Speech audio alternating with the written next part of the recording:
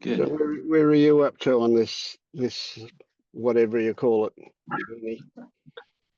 Well, if you want a really potted bio, um, I've been listening to some of your story of seeking, for a long time.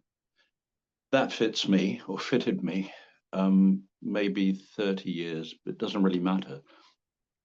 And in a nutshell, I started off, the first experience I had was listening to Robert Adams, the Yep. American Vita teacher, when I was at my dad's on cassettes, when we had cassettes. And for some reason, my mind became quiet for 2 days and I couldn't account for it. I'd only just heard of Advaita then. I was into Course in Miracles and Christian mysticism more, but something Yep. grabbed me about the seeming simplicity of Advaita. Later on, I would learn some of the traps of a degree of bypassing, to be fair. So fast forwarding down lots of tributaries, seemingly in sort of new age stuff, new thought, healing, that sort of thing. That was a big thing.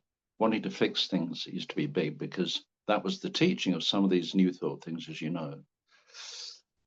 And fast forwarding to so fast forwarding to noticing that to whom does this arise doesn't really sort the shadow stuff out, fetters, if you want to use that term. And beginning about a year ago to look at more somatic stuff, I used to facilitate yoga nidra at yoga centers, and so I was introduced to that somatic sense quite a bit. But I just noticed a few themes that have been running through my life, one of which I discovered that what seemed to be an answer to a lot of things was late diagnosed ADHD. And as the story of that sort of thing goes, it really does fit on a neuro. I didn't realize, because we were called sort of slow Yeah. and Naughty. things like that. Yeah, and a dreamer. These were the kind of phrases used, because they didn't have those diagnoses or labels then. And I'm a bit wary of labels because they can be a double-edged sword, I think, sometimes. So I don't want to buy into that. Ooh, it's because of ADHD that fill in the blank, because I don't want to go there without denying that there's a processing thing that does or doesn't happen in the way that it does for others. And my working memory is completely shit almost, and has been for years. I have to really repeat things to grok them, not at a, fortunately, not at a felt level. That side is fine. But I've realized it just kind of doesn't matter anymore. I'm 69 and it's all, so anyway, so cutting to Just the chase. before you go on, just answer me this. With that memory thing, do you resonate with this? Does it feel like you possibly could remember it if you put a lot of work into it, but you don't want to? Why bother? That's a good point, because there are certain things, if I have a real passion for, like music, Yes. that I can remember things for, not in the way that other people would go about that, but that facility is eased or oiled by the deep interest in music. So Right. that Yeah. much is true. But I guess, I mean, I found that the more I try, clearly that doesn't work. That's counterproductive. Yes. Yeah. I get that. Yeah. Yeah. Mm. So how did I come across you? I actually did an AI search with the terms neurodiversity and non-duality for some odd reason, because I was interested in who was even aware of that, embracing that. And I found Pernilla and Todd, Mm-hmm. who I know you know, and who recommend you. And aside from that, I've known Stacey from LU Oh, okay. Yep. Yep. for for like we worked out the other day. It was like nearly 20 years. Oh, We wow. met at some Okay. online meditation thing, and like we've been in touch on and off for many years. More recently, it's Happy Christmas, Happy Birthday, but we've really connected again now. And she said, "Oh yeah, I know Vince. I used to send him all the people who were stuck in doubt, and got stuck, and I just bung them over to Vince." And she said, "Yeah, he." And so anyway, I started listening to your recordings, and something, even from listening to some of those, has shifted. I just felt at home, and that's another thing I've realized I've been looking for is a kind of, I've tried lots of Zoom calls with other, not teachers, but Yeah. there's one for, I hear what you're saying. Yeah. yeah, and I just felt comfortable. I liked what I heard you saying. I like the vibe, is all I can say, and I like your writings, and I guess that's pretty much up to now. Hmm. Very good. Yeah. Yeah, So tell me this: is there anything missing, Tim? there's been a Any niggle. Yeah, anything hang yet on. to get hold of? Yeah. There's one thing that keeps niggling, and it's like to do with doing, like a role. And I know it would be a role, but I guess because I'm 69 and I don't, I mean, I do things obviously, but it's like um, there's this whole thing which is a kind of should from different schools of being of service, and that's a good thing. And there are avenues that seem to be obvious because of what few skill sets I have, but I don't want to push anything. I've fallen foul of that many times. Things have quickly collapsed. Particularly the deeper I get into this, the quicker I see through the bullshit or the Yeah. efforting, Yeah. Yeah. the trying. But there's this slight, I don't know, yeah, in that area. Hmm. Yet yesterday I went through. This is the first time this has happened for a while. I went through the day without thinking about actions. That it just everything flowed from thing to thing, and I felt really relaxed, and I got more done without doing, that sort of thing. Yeah. Yeah. And it was like quotes the easiest day I've had for a long time in that way. So that wasn't there at all yesterday. That not I didn't even think about that at all. Hmm. But occasionally there's this, you know, yeah. Yeah. Okay.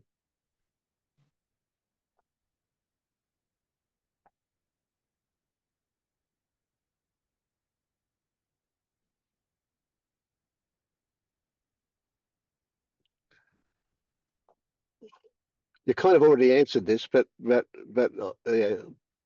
play this one with me. Why are you here? Why am I here? Hmm. I don't really It, need it an was answer, but I'll contemplate it. Yeah. Spew out what comes up. okay. It's partly to do with companionship, of like-minded Yep. people, but it's also that I like your approach. I mean, Marius, but seems to have a different approach way in. I like the way that you communicate with people, and I felt that you're very intuitive in the way that you formulate your questions from intuition, and they seem to be bang on for most people. And yeah, I guess that's it really.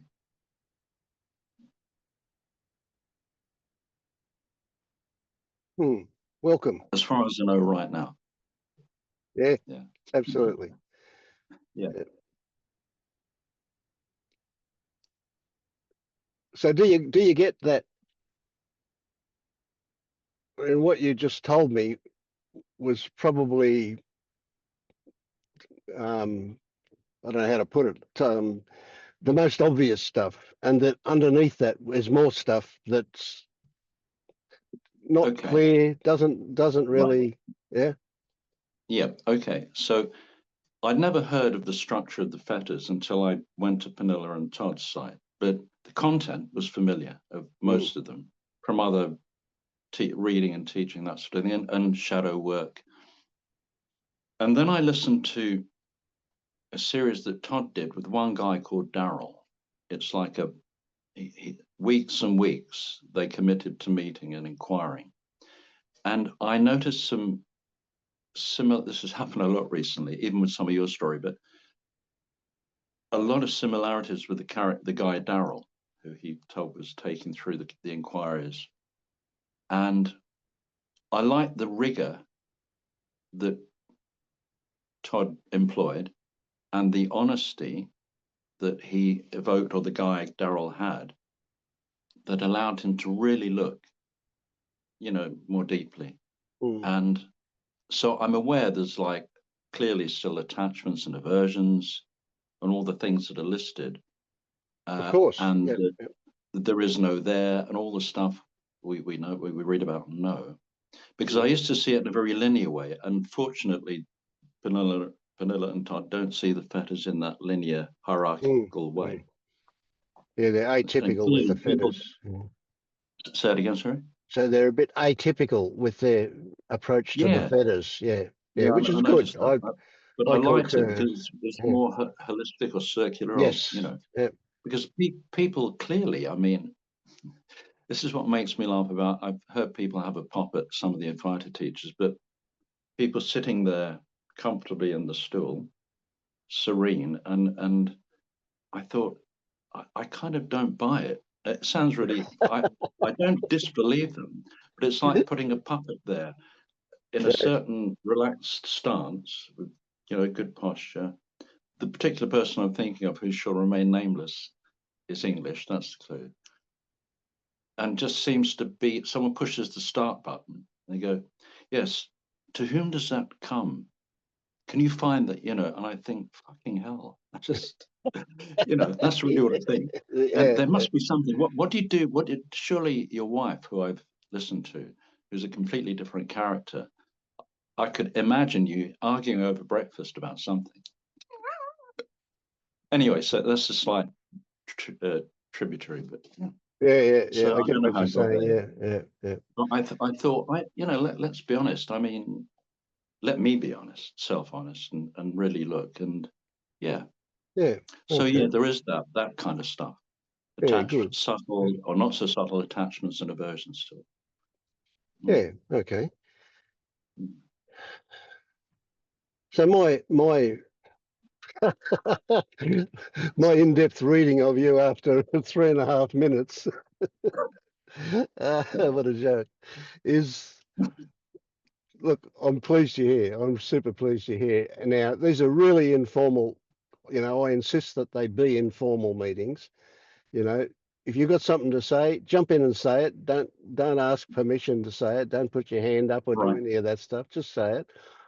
Okay. And one of the things that I want to make a big deal of is that the more different perspectives we have on something, the more we can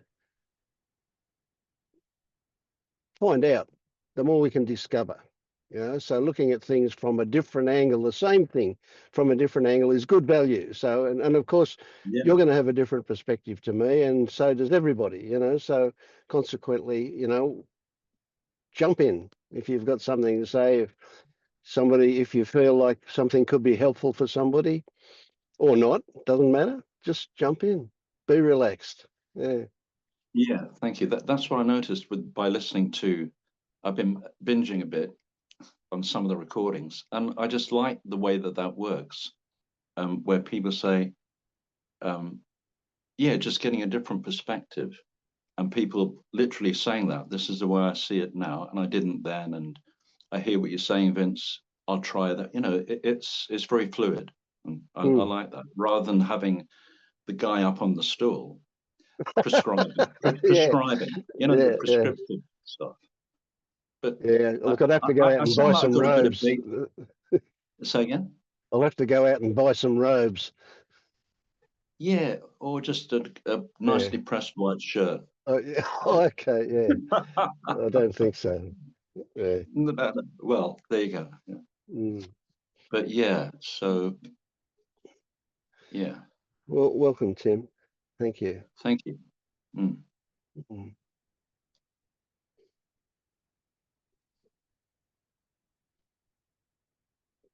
Jack's got 1,000 questions, haven't you? I haven't gone Yes, to the but view. first I'm gonna jump in and say, Tim, I think you might have dodged Vince's question, which is why are you actually Okay, here? okay. This is where it gets real. Okay.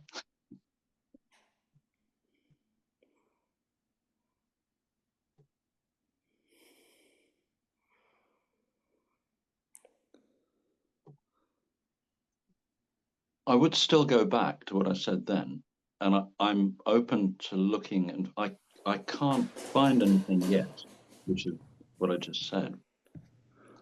So you told us I'm at this meeting because I like Vince's style of doing things, right? Yeah. But why do any of that at all? Why look in the first place? What are you hoping to get out of all of the process?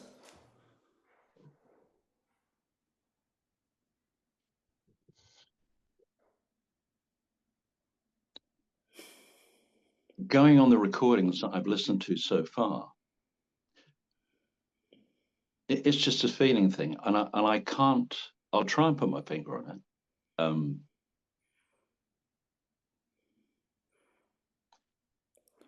Actually, I think it's what Vince just said about people.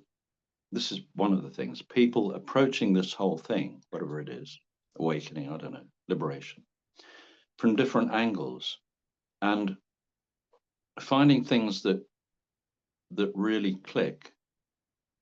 Um, and I find it nourishing and I guess supportive. What do you need support with?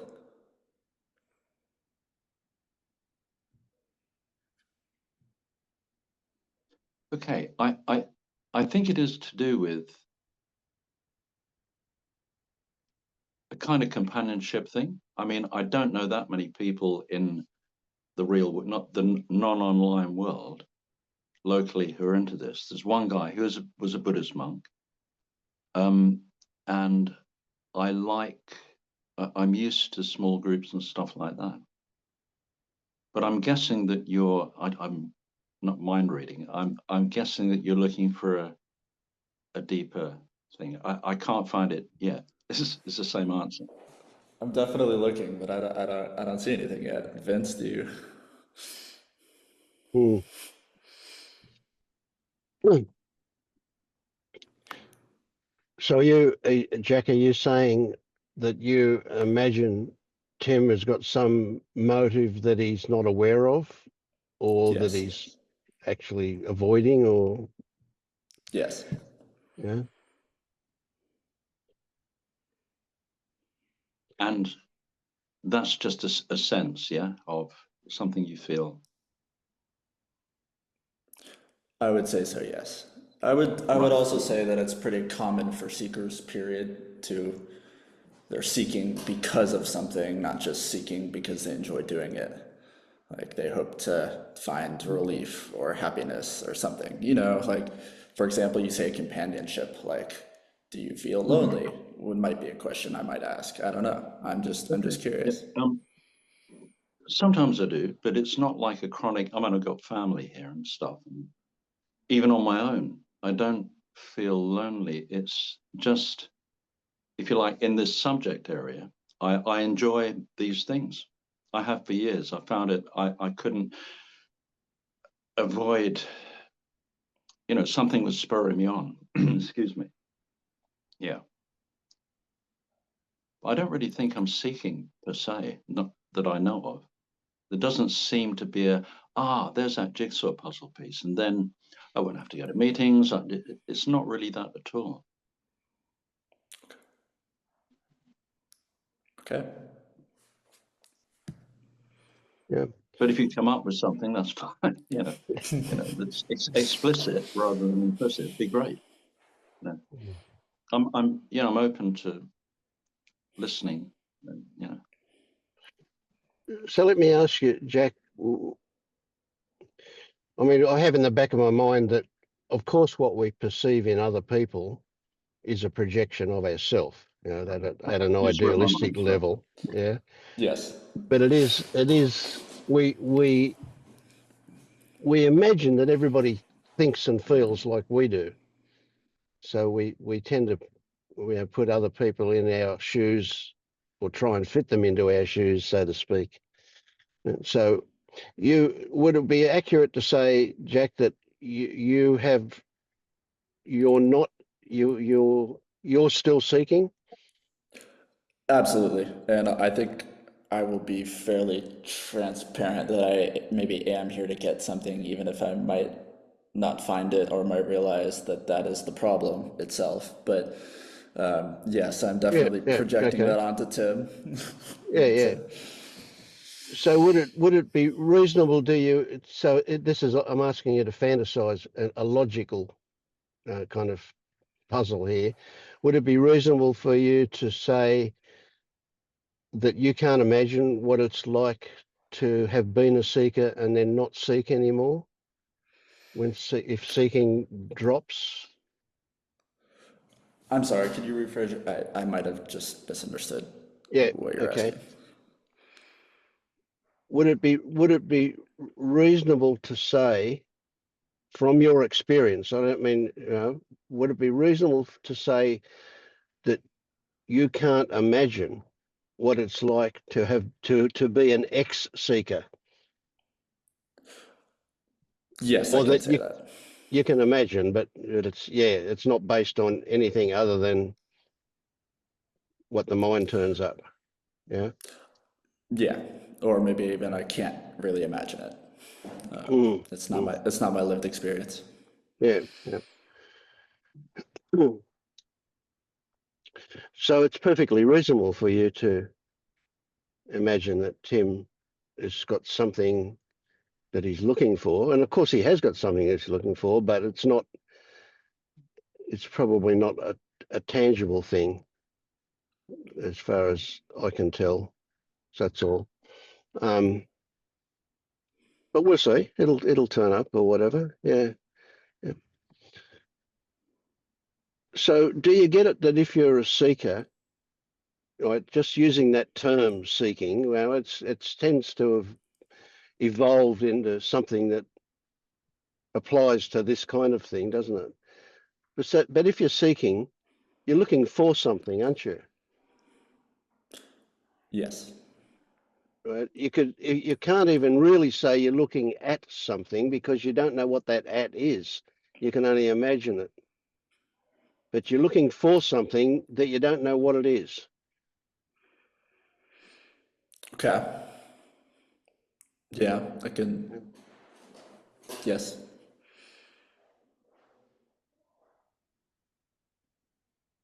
And if we use this, I guess it's a metaphor of looking for something, of seeking, it's always going to be out there in front of us in the future, is it not? It's further forward. We have to walk towards it physically, or we have to see it in the future, either physically or metaphorically. It's in front of us, but not yet here.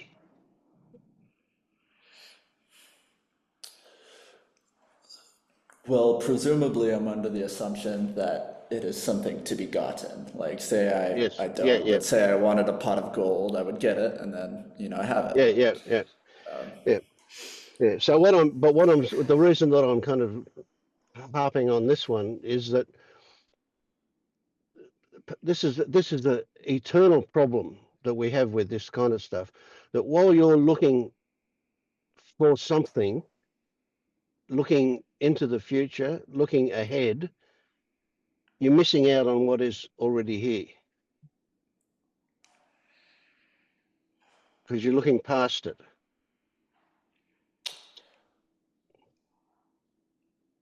Okay, so I'm gonna say that I'm familiar with that idea, like the whole the wound of seeking, mosquito bite, all that. I've sort of familiar, but then it's a constant, very frustrating game of trying the opposite of like, okay, well, can't seek outwards what's in my direct experience. And it just feels like no matter how much I do the direct experience thing, like what's actually here right now, Nothing it's changes. either nothing changes or it changes, but in ways I don't like, or um, gets worse or stays stuck. Yeah, you get the Yeah, picture. yeah, okay.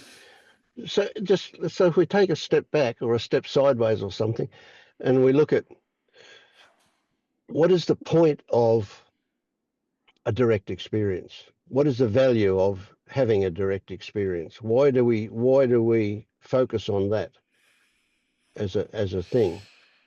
And one of the things that find is that people frequently start to imagine that they're going to live a life where they're fully aware of direct experience all the time. And that's just not the case in my experience at all. And it won't happen like that. You can't be aware every second of the day that you're awake. You'd be exhausted by 10 o'clock in the morning if that was the case. So it's again a case of we have these sneaky expectations that we're not quite sure what they are because we haven't looked at them, but they're still there. They still pull us. So if let's just continue this metaphor a little bit further, and that is that if you've got this idea that you're going to get something, then it has to be a thing that you can get. If you have to, something has to evolve in order for an achievement or a gain of some kind.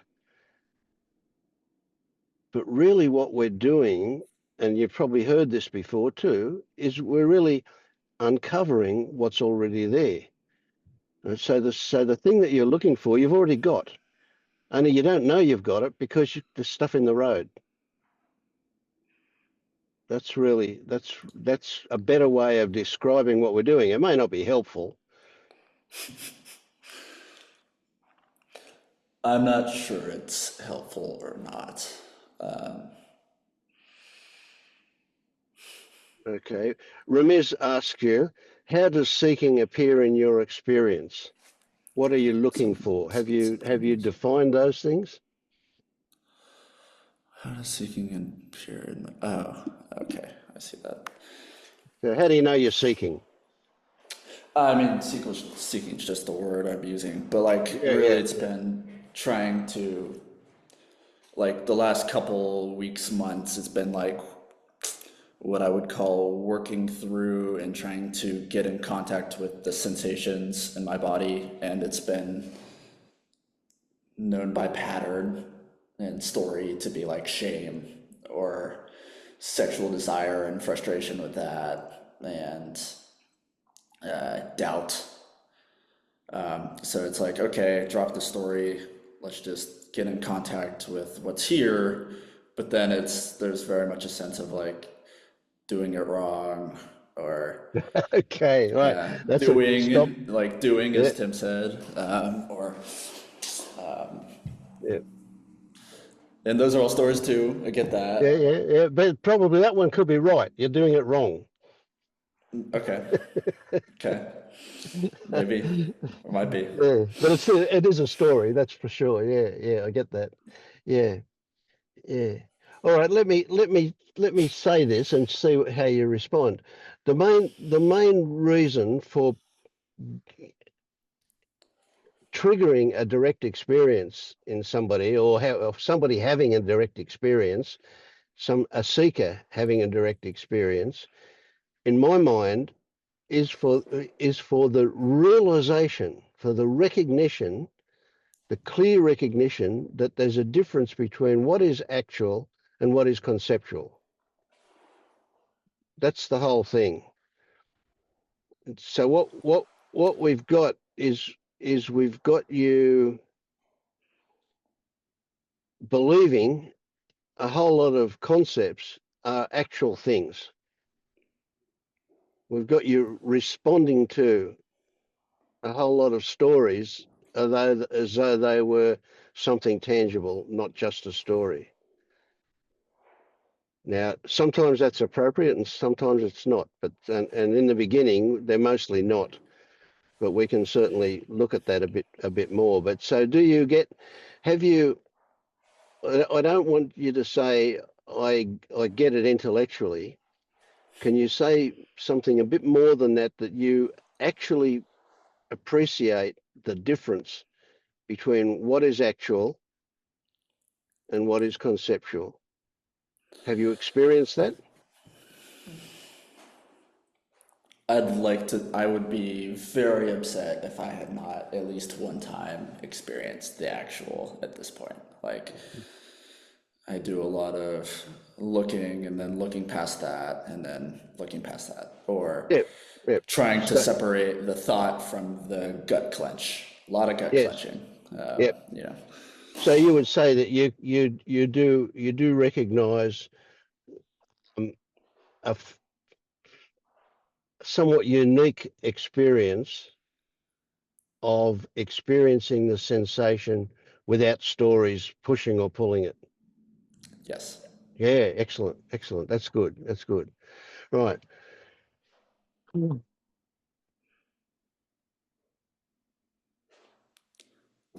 How do we then translate that experience, allow it to spread out through the rest of our life? Right. So once you see that, for example, you can get that guilt is a response to a story. Shame is a response to a story. Right? These are things that real feelings, definitely not downplaying the actual experience of those feelings, but they are the response to a story. So now that you know the difference between what is actual and what is a story, we need to look at your relationship to some stories compared to other stories. So the story that's going to suck you in quicker than anything else is the story of Jack.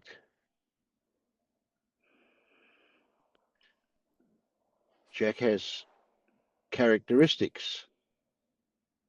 Jack has preferences.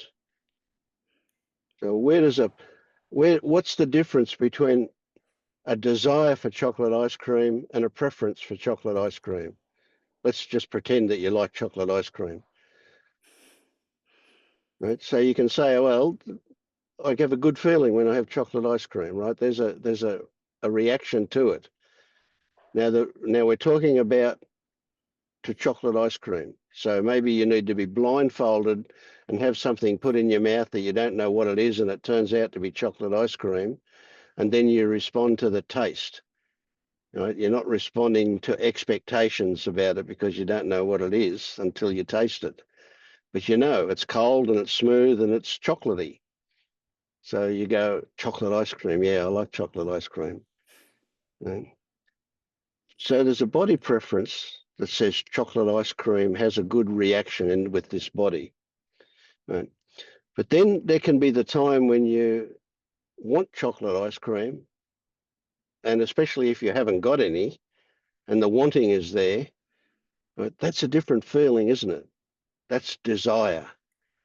That's you kind of wanting to, how can I satisfy this desire? What can I do to get chocolate ice cream? How bad is it that I haven't got chocolate ice cream? Will I go to the shop or not? Whatever, whatever it is. So you see the difference between a bodily preference, which is a recognition of what's natural, and an actual desire that we respond to, an actual story that we respond to about wanting it.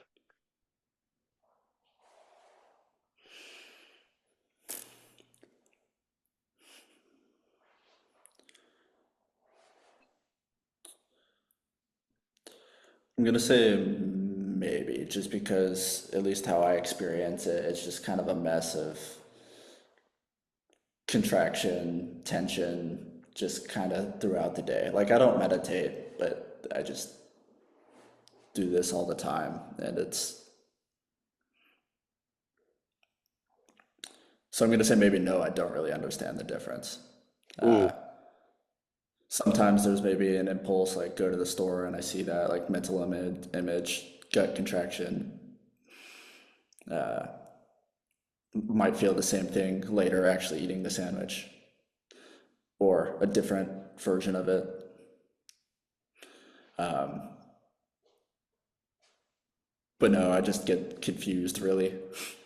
Yeah. Like, Okay. Yeah. do, Well, do I it actually is. want the sandwich? Do I not? Is it just conditioning, et cetera, et Yeah. cetera?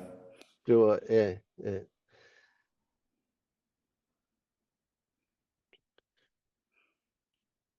So you can see that you're a way to put this would be you're at a level where you're not just lost in the whole thing, right? You're actually questioning what's going on. You're actually seeing your bodily responses and your mental processes when these things happen, which is Yes.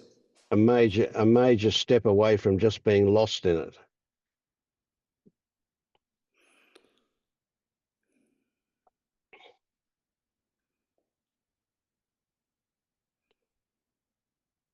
Can you get, do you grok that there's no actual right or wrong, or even good or bad, that those are concepts that we apply to situations?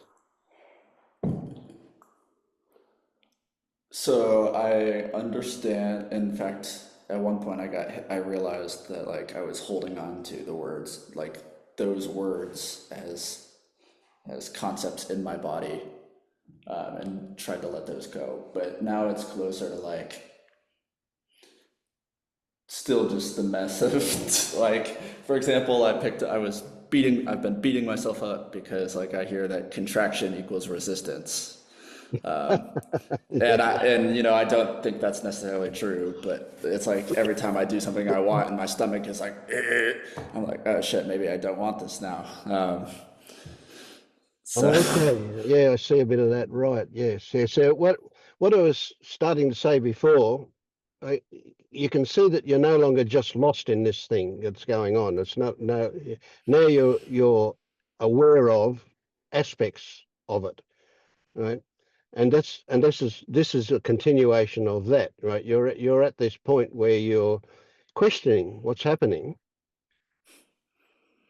but there are a lot of assumptions in things, and those assumptions are traps. Right? And so, yeah, like you said about contraction equals resistance.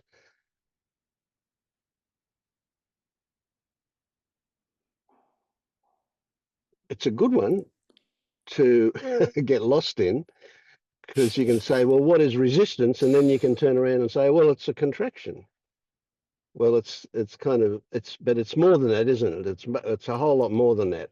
It's an expression of not wanting or of protecting or of defending or whatever.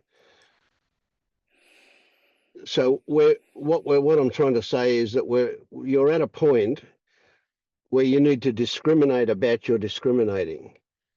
So you're able to discriminate now, which is something that's says to me, okay, you've dropped down a level into the details of these things, but now we need to see that there's more levels down, and that those levels are where you start to question your assumptions about what you perceive. So resistance isn't straightforward. It's not a thing, is it? It's not. It's nothing that it takes a different shape for every person, and has different experiences and so on. It's a concept, resistance, but there is contraction in the body when there is resistance. Usually, I'd never say all the time because it can be variations of it. But okay, so that's it. But that doesn't mean that one equals the other. So what is like resistance? Okay, so I guess a couple of things. Maybe I'm a bit frustrated right now just because I question my assumptions and thoughts and recognize thoughts like most of the time every day, Hmm. like most of my waking hours. It's meta awareness on top of meta awareness, etc. Second, the contraction equals resistance was just one example of like the thousands of spiritual teachings I absorbed and then like have been having to rebarf back up because I realized I was just beating myself with them and judging my experience against it. Mm. It's just frustrating because it's like it Yeah. feels like you learn all this stuff and then you have to unlearn it and then relearn it and somehow there's nothing to do wrong, but you're still doing it wrong, but you're not. It's just Yeah. Yeah. I get that. I do. I do remember incredible frustration. Yeah. Punching the wall kind of frustration sometimes. Yeah. Yeah. Oh man.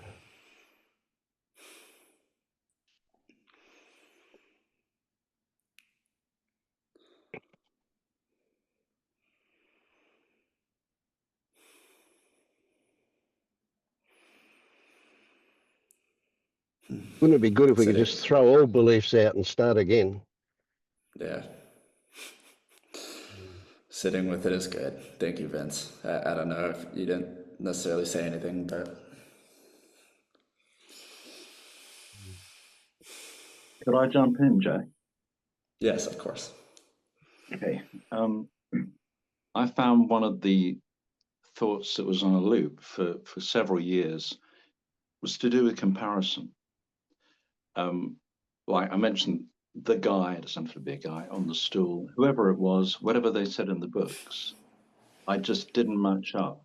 But if only there was a magic bullet, if only there was one question that would I could answer and everything would be great. Like magically, everything would fall into place overnight. I'd never be phased by anything again. I'm not saying this is what you're thinking. It's a kind of feel that I had. And it was so futile. I can't believe the number of years. I mean, beneath it all for me was I'm not good enough. And I've thought that for years. I used to have a massive lack of confidence. I think Vince mentioned this about himself. I don't know. Yeah, I think he did, particularly with girls and stuff like that. But without going blah blah blah about history, that was at the root of it. And again, I'm not saying that's anything to do with your underneath stuff, but that's what I had to really sit with and say this is enough. This is okay. I'm okay, and not get into the extreme non-dual thing of saying oh, well, you don't need that. All this inner child stuff, it's crap. And I used to think that. I think, oh, you don't need that. You don't need to. Which is for me, it was just denial. It doesn't matter whether you label it inner child or whatever you label it. There's that nag. There's something, even if it's in the dream, that does ask for some sort of degree of compassion or understanding or just settling. That's just what I found. That's just my 2 pence or cents worth. Okay. Thank you, Tim. And I think that's been true for me in some respects as well. I do like I've worked with Marius for a bit one on one. He likes to claim that all of that is bypassing. Like there's no self that needs compassion or healing. That the self is the wound, or something like that related. So I'm not really sure how to reconcile those. And really, I think I'm best off just not. And trying compassion when it feels right. Maybe I don't know, but. Ramiz, or I'm sorry if I'm saying your name wrong, but you said frustration is good news in the chat. I'm really curious what you mean by that, or if anybody else has to comment on that.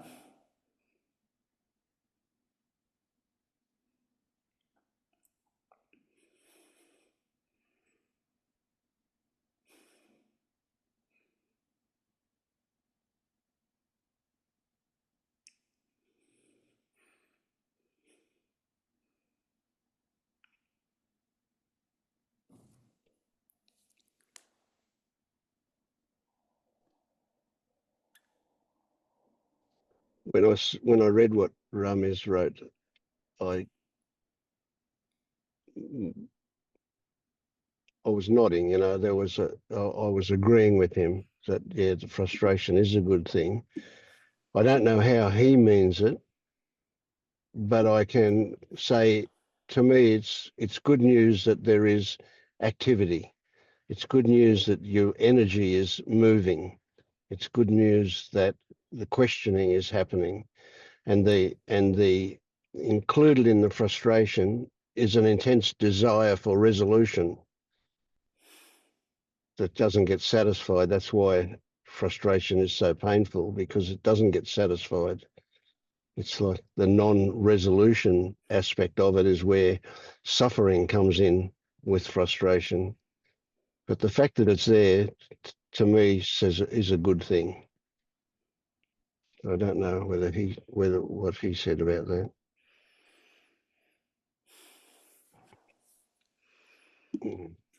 Yeah. So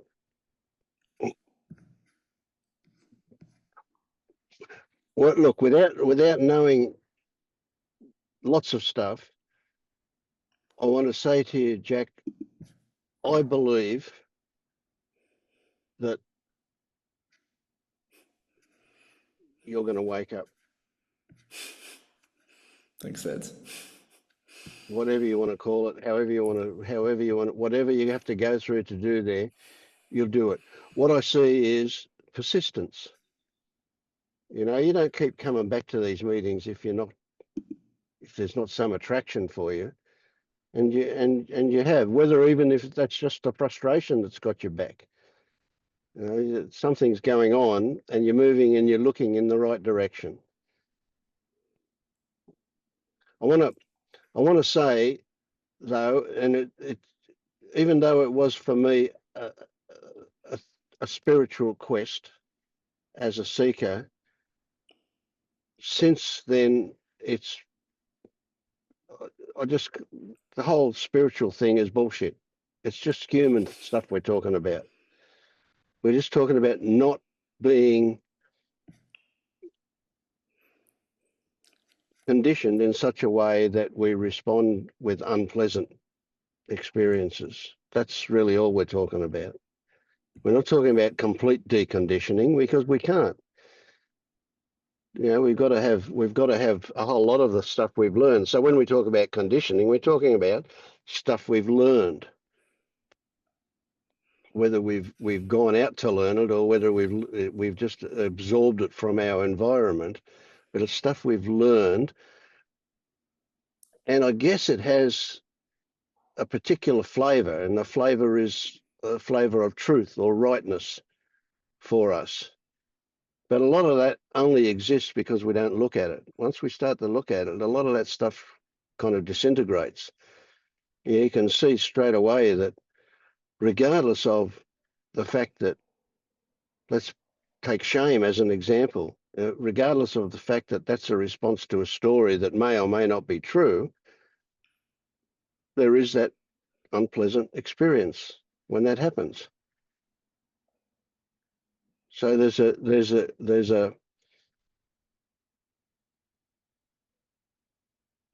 two parts to it. You know, there's the part that we don't have to respond, but there's the part that we do respond.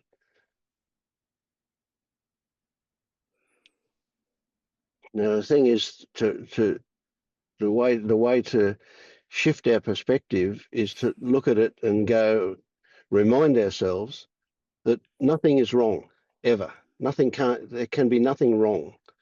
So because wrong, not just because wrong is a pure concept, but because whatever your experience is adds up to where you are now. How can it be any other way? So it can't be right or wrong. It's just what it is. And so I went through this thing where I went, whoa, I was 65 when I woke up, and I started seeking when I was 20. Probably before that, but officially I was doing things to get awakened, to get enlightened, or to get something started when I was 20 and I was 65, 45 years later. So you can imagine the frustration that I went through. Oh, now, and then at one point I asked myself the question, how come I didn't wake up back when I first started to look? When I was 21, that would have been great. A year of seeking and then I'm awake. Wouldn't that be great? And then I went, but it wasn't like that. It took me, I'm a slow learner. It took me all that time to pick up something so really, looking at it now, so really obvious. Yet it's only obvious now. Back then it wasn't obvious at all. It was the opposite. Yeah. So I get where you're at. I get your frustration. I get all that stuff. And I'm just saying, okay, this is a joke. Kick back and enjoy the ride. You'll wake up without it. Yeah, no, I hear you. I don't like it, but I hear you, Yeah. and I don't think you're wrong to say it. Yeah. What Okay, it thank you. appears to me, it's my interpretation, but it appears to me like the effort that people put in to wake up is the very reason why they don't wake up. It seems to be that there's the more they push, the more they get pushed back at. So it's like, yeah. So it's a good clue, even if if you recognise that it's not going to happen, to say kick back and enjoy the ride is your quickest way there. What we've got to learn to do is not judge, not have an opinion about what turns up.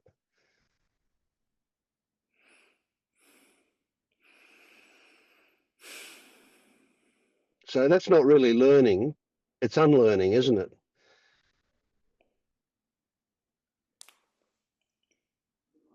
Do you get how we've been conditioned to have an opinion? Yes, yes. Yeah. How that good feeling of being right. But you don't have to learn how to not judge. Like it's like, for example, I would look at it as and this is where I'm clearly maybe operating under some false assumption, is like, okay, you say don't effort, how can I uneffort? And it's like, oh, well, you can't. But that's frustrating because I'm here. Mm, mm. But yeah, okay. So here's a bit of a tricky one. What comes up is that the same thing, the very same thing, the same words, the same description, or whatever, can have multiple directions that we come at it from, or come out of it from. And so we can say, so it's like back to the chocolate ice cream thing. You can say this body reacts pleasantly to chocolate ice cream when it happens, when it gets tasted, put in the mouth. There's a pleasant reaction, right? Does thinking of that go make you want to have ice cream? You want to have chocolate ice cream. If I offer you mango ice cream, it's not going to satisfy like chocolate because we've been talking about chocolate. So is there a desire, right? So what we're talking about is the difference between a body preference and a desire. Now, the desire comes from a story. The body preference is just there.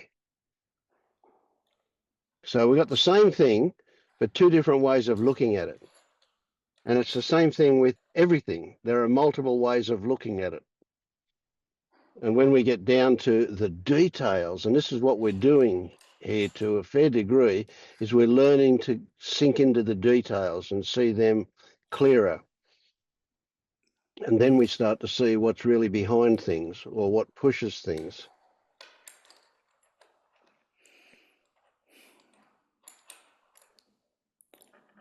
So you could say there's this frustration that you might describe, and this is just me inventing things here, that frustration is a go of, there's a bit of heat in it, there's a bit of anger in it, a bit of tightness in it, a bit of,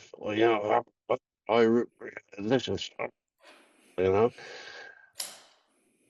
or we could say, well, there's movement at the station. Isn't that great?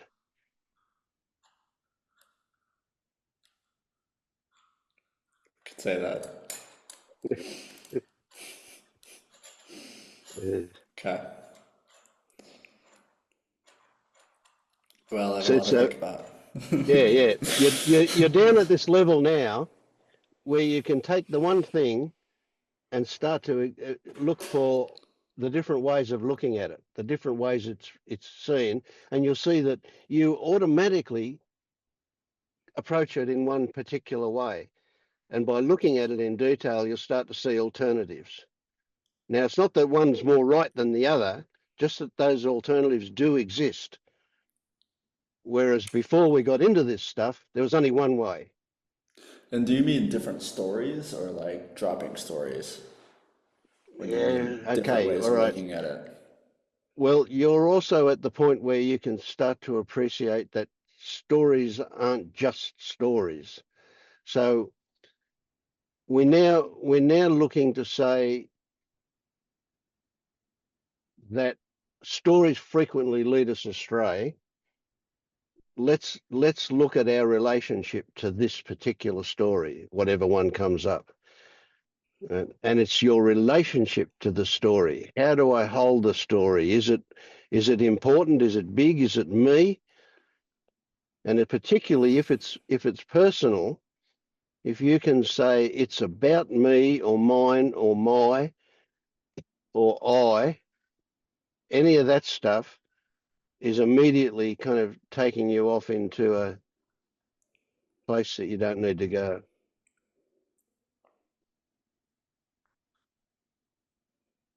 So is the story just descriptive, or does it have meaning?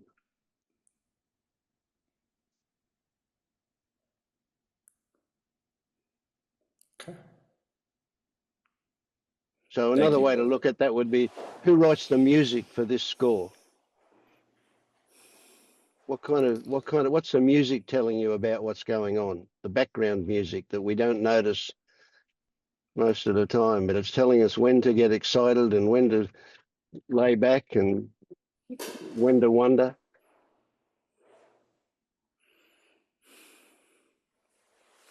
So it's the flavor of what's there, not just what's there, but what's the flavor of it that we're starting to look at now.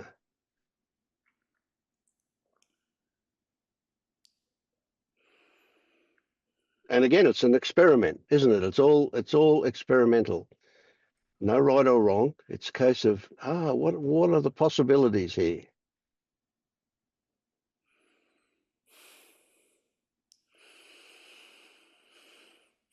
So when you say I'm frustrated, there's going to be a physical component to it, and there's going to be a mental component to it.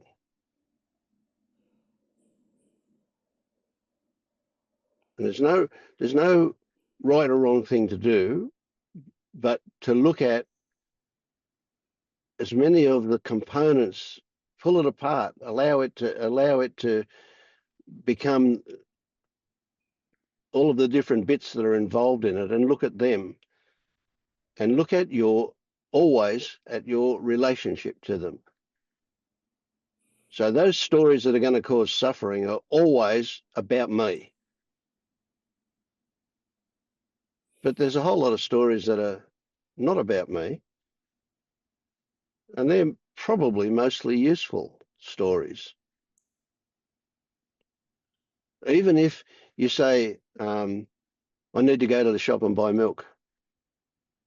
Right? That's not about you. It's about milk. But I mean, it could be about you. You could turn it into that, but the flavor of it will be, you need milk for coffee or whatever. But if it's oh, you should have got it when you went to the shop yesterday. That's about me. That's something else altogether. So everything comes apart into these different aspects of it. And that's that's where you can amuse yourself with your awareness now. Not not saying it's good that I did it, or it means I'm getting closer, or anything like that. That's all a side effect. And that none of that. That's just another story that we can overlay over the top of the whole thing. But just what is in everyday life. What is happening right now when you're sitting there with your hand touching your face and your bum on the chair and all of that. What is that about?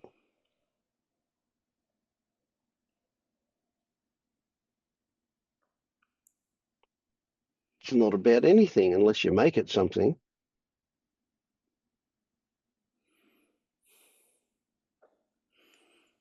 It's just happening, isn't it? Yeah, I think when I first saw you, you said something to me kind of out of left field that like thoughts are not about, or thoughts are about something, but reality is like verbs. They like doing. Yep. Not really.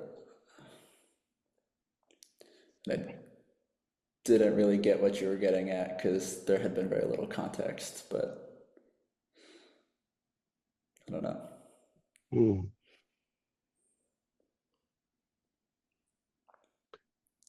It's just another thing that you can use to say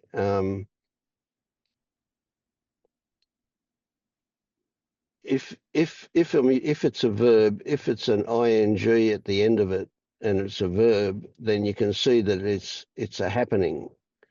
Right? We're not presuming to make it into a thing.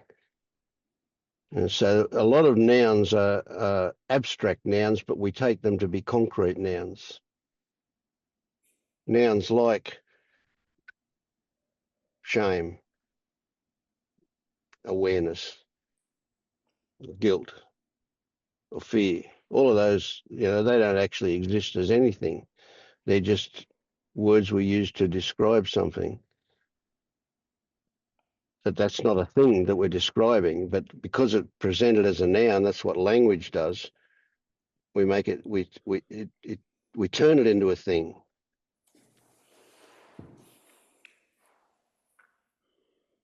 Uh,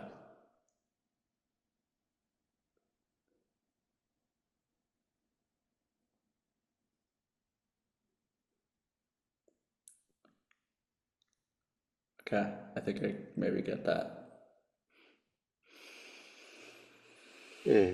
See how things settle. It doesn't matter if you don't. We'll do it again, Thank you. probably in a different way. But yeah. Mm. Thank you, Vince. Thank you, Jack. I know that I get your frustration.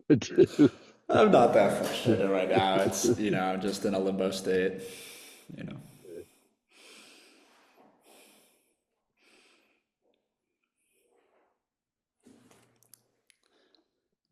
John, how you doing over there?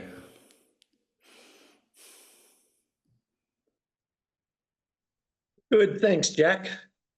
I was just uh, I was just connecting with my own frustration. Not now, but I have known frustration of the type that I think you're talking about. Yeah, yeah. I don't have any words of wisdom. I wish I did. Still hanging in That's there. okay. Hey, Thank hey, you. John, that was pretty wise of you, John. I'm not known for it, Vince.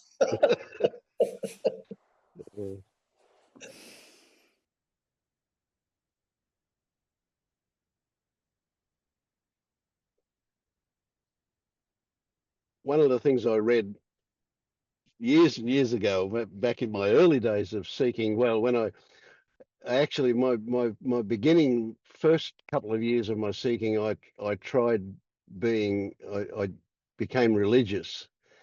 That didn't work. But after that, I got into the Eastern stuff and more. So it was enlightenment was the big deal then, you know. Now I've forgotten what I was going to say. Yeah.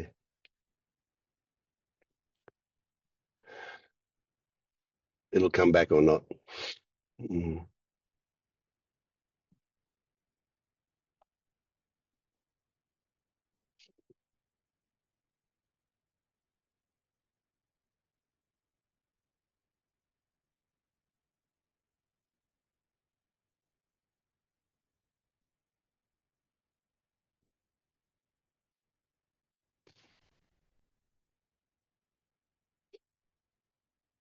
I got off on Jed McKenna towards the end of my seeking days. Actually, I listened to his audio books over and over and over again. Every time I drove somewhere in the car, I'd be listening to his books, and I got quite excited. Mind you, I don't think it helped me to wake up at all, but I got excited about what I was reading anyway. But anyway, one of the things that I mentioned that for one of the things that I remember him saying was he so long ago now I don't actually remember the details of it, but he was saying if two, and I think he used the word enlightenment, if two enlightened people got together on a park bench, you know, after they initially looked at each other and nodded, they'd probably both just sit there and not say anything. Not that they would be not saying anything to each other, but there's nothing to say. So they would be just both sitting there enjoying the moment, I guess. And I mentioned that because when there's silence here in the groups, that kind of, I have that kind of feeling, you know, there's that really nice feeling of, oh, isn't this great? Just settling into the body and being nice and enjoying that. I could almost go to sleep if I don't watch it. Yeah.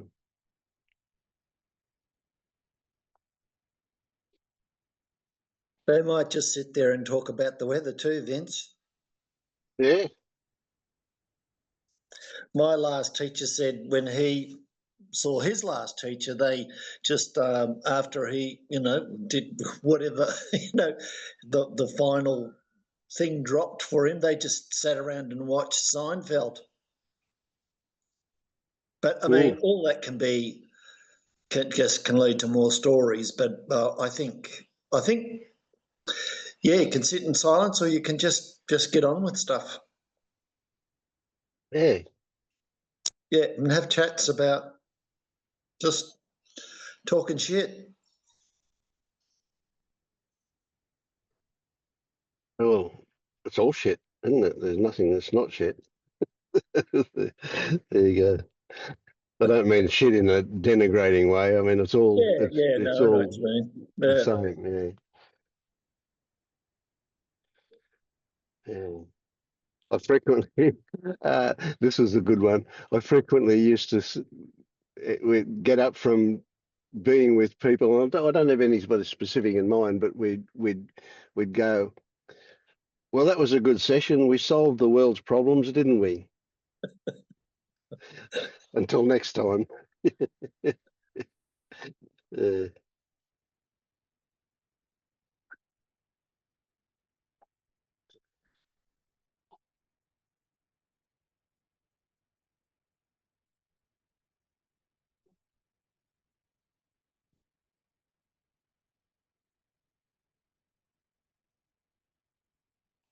but there's no getting away from this, whatever it is. And I don't have to know what it is, but I do know that because it's a recursive thing. Because it's this, and it can't be anything other than this.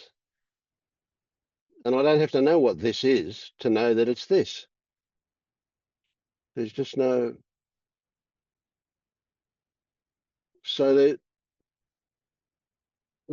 with that one, if you can get even the slightest flavour of what I mean by that, is that it doesn't make any sense to have a relationship with whatever this is that's not fully accepting, that's not welcoming, whatever this is. Because it's, by the time you become aware of it, it's already finished, it's done. So, you know, that makes no sense. It's like somebody trying to tell the ocean to not have waves or something as ridiculous as that. But to want this to be different makes about the same amount of sense as that. Who was that mythical king back whenever that tried to stop the waves from coming in? You can command them all you like, and they're just going to do what they do. Well, life does what it's going to do, so it doesn't matter what you want. There it is. This is it.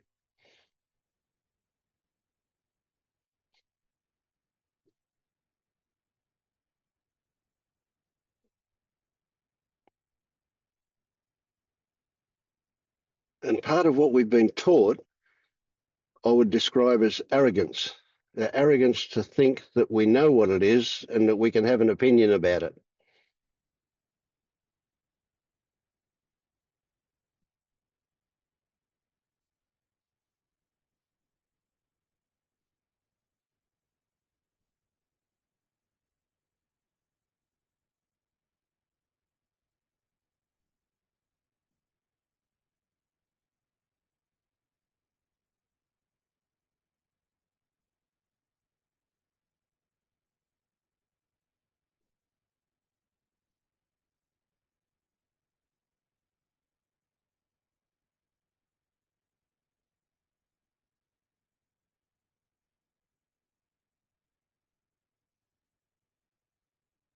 I don't know, Vince. It just seems, I mean, I get what you're saying, but it's a little bit like you were saying about the preferences. We've got a body, a persona, we have our opinions. We kind of need opinions and, you know, language and all that stuff that makes it messy. But I guess just from my point of view, of just trying to hold it a little bit more lightly. Yeah. Yeah, well, You know. that's a move. That's all we can do in a way, because if it turns up, Yeah. we can just go, yeah, let's. It is what it is, or it is what we think it is, and because we don't know, we'll hold it lightly. Because And I there's, can't help thinking. I can't help thinking what I think about it because, especially, you know, yeah, through groups like this, and you just know it's your conditioning, you know. So yeah, and so once you sort of realise that that's your conditioning, and you see, well, other people hold different opinions and probably can't hold any other, couldn't possibly hold a different opinion because it's their conditioning, and so it's just a whole lot more, yeah, just a bit lighter, more compassion too. I think when hmm, just nobody's deliberately doing anything. hmm. Yeah. Anyway, Yeah, no, I like that. That's good. It's the something like opposite of that arrogance that comes from having to believe I know. that. Yeah. I think a lot of that is just, I was just talking with some people this morning about that, and that is the mind wants to know. I mean, that's what we're kind of grappling with. And I just hear people, and me included, you know, in these groups, and they're just, you can just see it's, and I felt that when Jack was talking too, you know, part of the frustration may be, I don't know, but just wanting to know, what this is all about. And, you know, like you say, it's Mhm. impossible to know. We can pretend, but and have opinions, but nobody knows. Well, I certainly don't know what's going on. I Hmm. don't know what this is. Something's happening, but what it is, it never stays still for long enough for me to be Yeah, Mm. to be absolutely sure. As you like you say, it's changing all the time. But the mind is very strongly resisting that. Yeah.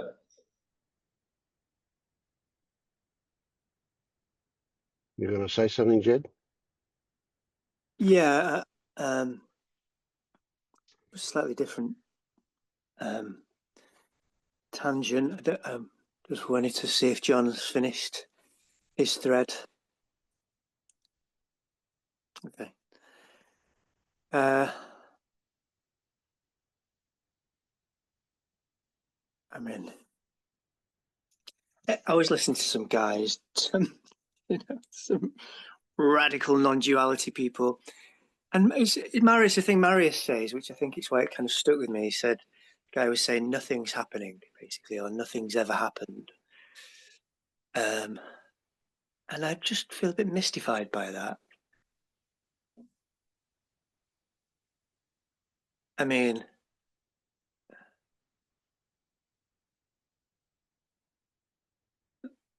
the only sense I can make of it is that we don't know what's happening, and therefore nothing that we perceive or think or believe to be happening is accurate. That is very accurate.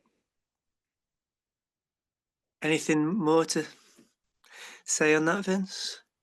No. No, I'm as mystified as you. I wonder. Next time I talk to Marius, I'll ask him what's that about. Yeah. Yeah, I can't see. I can kind of get a little flavour of something, but it doesn't make any sense to me. I don't know. So yeah, nothing's happening.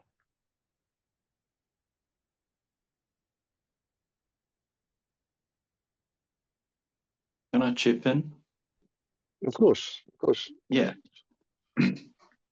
I guess harping back a bit to what I said before, from the past, I used to sit in or view forums online for years, non-duality forums, and all the responses would be a variation of nothing is happening, to whom does this arise? Almost literally, there was a thread. And in the end, I thought, what is the use of this? You know, how it seemed like a madness. I mean, I'm sure people were getting something from it, but I realized that I was just I was seeking. You know, it's one of those, if only someone would mention that with a nuance that would land well with me, then maybe I wouldn't either have to come back to the forum, or I could truly say there's nothing happening. But there was, in the apparency here, or whatever you want to call it, things were happening. I wasn't feeling great. I was seeking. There was apparently something missing. And it sounds like I've got a beef about it, but what strikes me is the kind of madness of that loop that I was caught in. That's all. That's just me. Yeah, thanks, Tim. Yeah.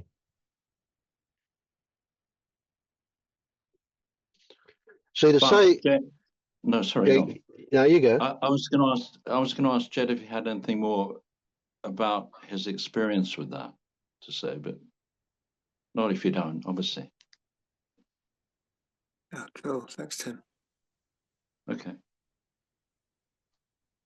Just a look.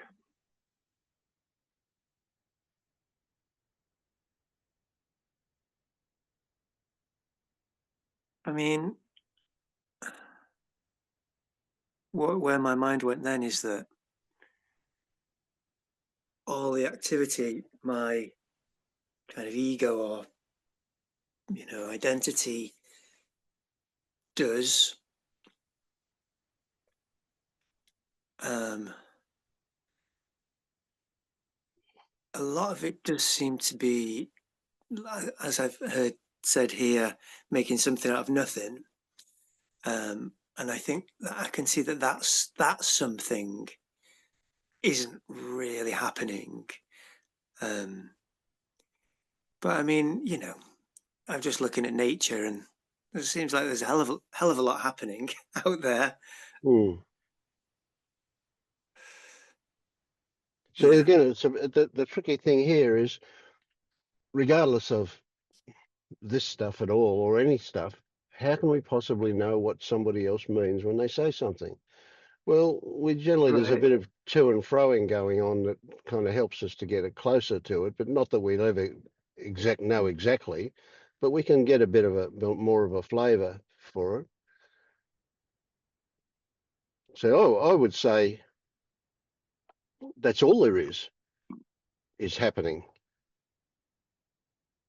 But I'm putting the emphasis on the ing at the end. Now that I'm saying that the way I see it, everything is a movement. Everything is a verb. Everything is a happening. But I can easily see that nobody is actually doing any of that. So people don't create a happening. People are part of a happening.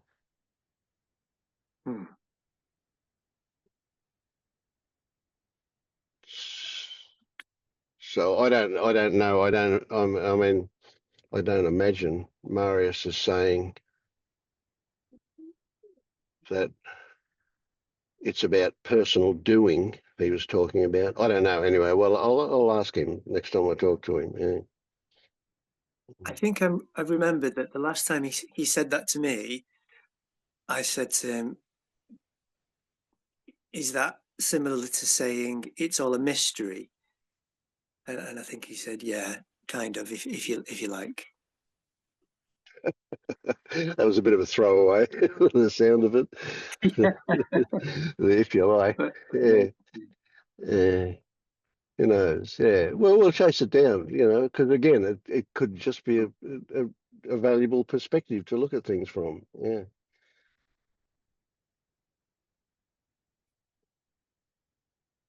I mean, when we talk about choice and decisions and doing, that there's no question that we can describe things as getting done. They happen. But we recognize pretty quickly that it's not us doing it actually. But we also recognize that we can get the feeling that it's us doing it frequently. Yeah. So is it a case of the way we describe things? Right? I can have a drink and I can go, I drank out of my bottle and it's mine because I paid money for it and I was holding it in my hand and I drank it. And I can put a lot of emphasis on that. But that's just a way of describing. And it's telling you more about where I'm coming from than it's telling you about the drink or what happened. But regardless, it's, there's that way. Or I can say, picking it up happened. Drinking it happened. It's equally right in a sense. It's just a different way of describing it, what happened. And we can look at all of the details of it. And if we just examine picking it up, we can get a whole story out of that. Or if we just examine the drinking, or he took the cap off the bottle to drink it. Well, we can describe it as a happening, or we can describe it as I did it. And probably a whole lot of other ways as well. But we know from what we've looked at so far that the I did it is an illusion. But we live with illusions all the time.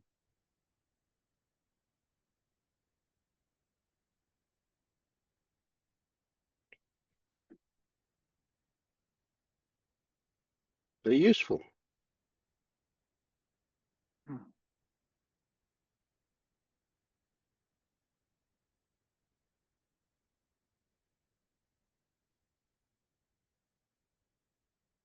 So what's the usefulness in that illusion, Vin? than the idea that I took a drink.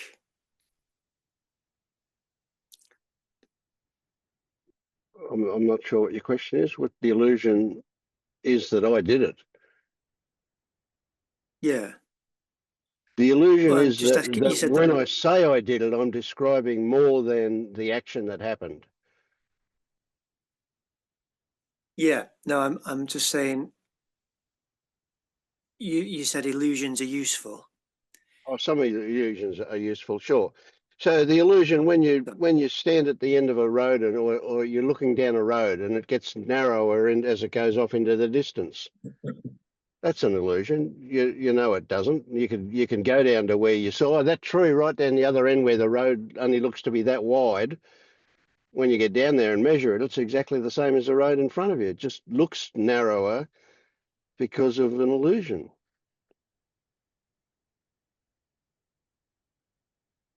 It's useful also just to communicate. Otherwise, you might be referring to the act of drinking water as this apparent entity here picked up something that we're going to agree to call the bottle that had something that we might call water and put it to something, I mean, so it's shorthand, but yeah, I mean, that's its usefulness, but we get sucked into.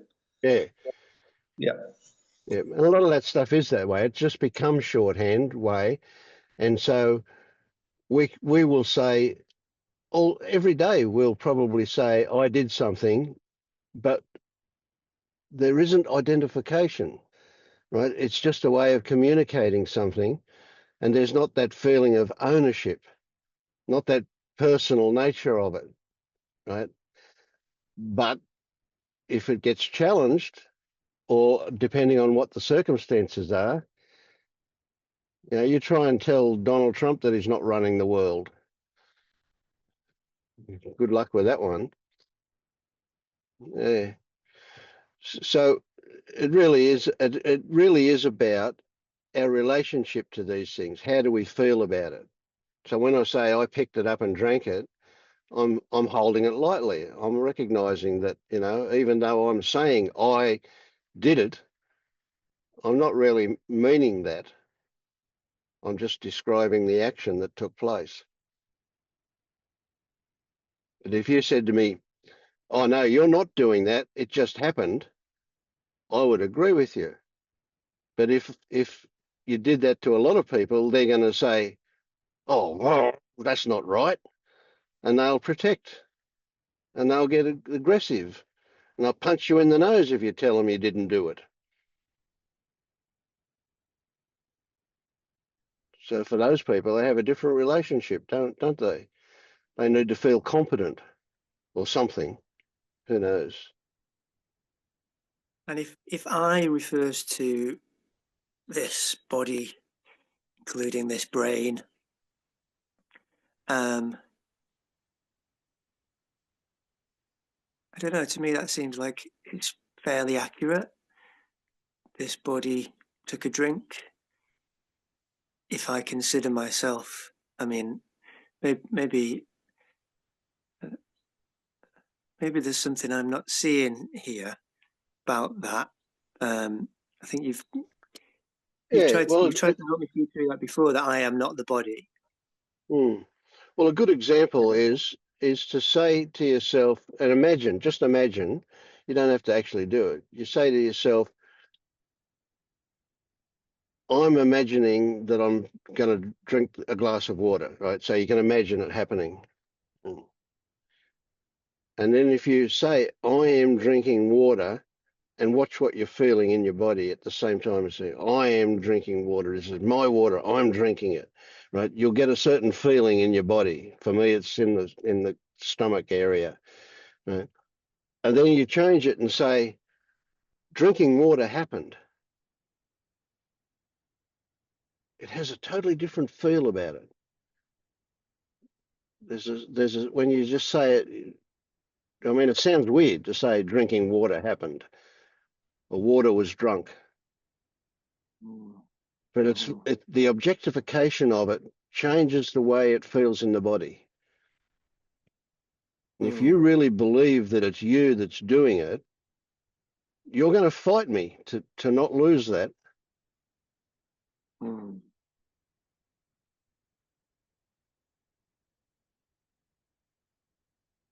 Yeah, I think is it you're pointing to this idea of, well, of doership, basically.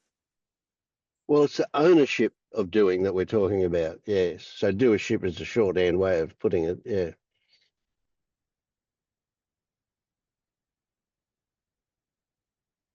See, some of the things that we're talking about here are so normal for society. They're the way we're brought up and we're taught that, and everybody, the whole world seems to agree with that. And here we are saying, well, I know something they don't know. I know there's no self here running the show.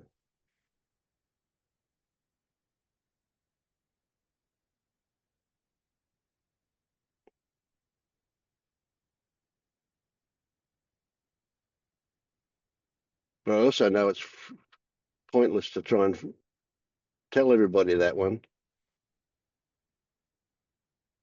And I mean, it in a way, and I don't know if there's, just to explore this idea, it always seems a bit arrogant to me to really, believe that we know that our perspective is better than anybody else's, really. Absolutely, I agree with you. And it is arrogant. Right? Yet here we are. This is a really, really good one. This is a tricky one,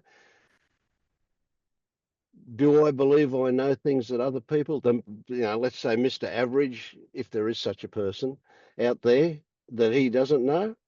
Yeah, absolutely. Now, am I better off because of it? Yeah, but this is a trap. Right? The next step is, am I superior because of it? That's an interesting one. Well, firstly, I go, well, I don't want to be superior because that's right. But I don't. All I have to do is step back a little bit, and I can see that where is this going? Where did it come from? From nowhere. What am I trying to do? Make myself feel better? So if I get a good feeling out of knowing something that I imagine the rest of the world or a lot of the world doesn't know, I can have a feeling of joy about the fact that I know, not a relative thing that I know and they don't know. Right? I'm just privy to knowing something that makes life better here. It's really got nothing to do with those people that don't know. And even if I see people suffering, and I can see quite clearly and frequently I can, that they're causing their own suffering, right? They've got these stories running around in their head and they're beating themselves up severely, absolutely severely over it. Not my place to fix it for them. If they ask for help, that's one thing. But if, I'm not going to go up and say, oh, look, you wouldn't suffer if you just recognize there's no self there. That's likely to get me shot. Who knows? Yeah. So it's a trick, isn't it? So do I know something that they don't know? Isn't an appropriate way to look at it. It might be accurate, but it's not an appropriate way to look at it. Is that I know something that makes life better here. Okay, yeah, it's like we subscribe to a model that works for us in a way. It's like a working model of reality. Yeah. That seems to make life a bit smoother.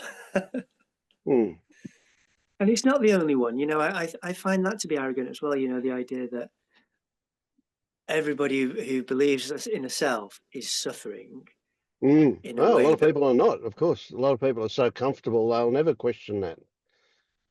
Yeah, and even, I don't know, I mean, yeah, comfortable. That's I feel like there's a bit of a, I don't know what your where you were coming from with that, but I sometimes think that people in this world we're in, there's a judgment, in saying, oh, those people are deluded in their comfort or something, and I mean, I think I personally know people who are just really happy and contented, and I don't think there's, I mean, we might say, well, they're deluding themselves, or maybe I that's wouldn't a say bit too that. I wouldn't active. say that. Yeah, that model works for them. Right. So one of the things Yeah. I recognise, and I believe, well, it's a story, so I don't know how true it is, but I would frequently say, I mean, all right, here's a good example. I've met Tim tonight for the first time. Right, Tim, tell me this, answer me this question. How old were you when you realised you weren't the same as all the other kids? About 5. Yeah, there you go. Right. Join the club. Welcome to the Weirdo Club. Right. There's Yeah. no, see, so we were never comfortable. That's why we're on No. this path. Uh-huh. I, Yeah. I have to. Can I just jump in with this? Yeah, please. Yeah. Others having it differently. I confess I used to be quite smug about this whole thing, and I've fallen foul of it within the family. So what I used to do is when my kids would visit, I'd come up from nowhere, left field, with the latest inquiry I'd learned. So try this, like it was a parlor game, like a party trick. Oh, so can you find the one that had that notion, whatever? And they just look at me they, like I was they'd throw fucking chocolate cake at you. excuse me. But and I thought, and then when they gone, I just felt really, really bad. And this jumping in, I've had to kind of, I don't even feel the need to do it now. But to look back, it's like thinking you know what people need. And I've had, I used to run yoga, facilitate yoga nidra sessions. And a couple of people locally found out about it. And I said, oh, I do that sort of thing. And then they said, okay. Then when I next saw them, said, yeah, I've just joined a mindfulness class up at the local church. And then I would take it personally and think, but I told you what I do. Like, why didn't you, but why should they? And I had a whole series of those. Unfortunately, I was humbled by it. And it really made me look that it was Tim, the meditation guy. And it just kind of, fortunately, dissolved. Anyway, but I know what that's like. Yeah. I Ouch. Yeah. suspect we all get lessons like that at some point. Yeah. Yeah. The whole Yeah, world is fucked and I'm the one that'll fix it. Yeah. yeah, yeah. It's. I mean,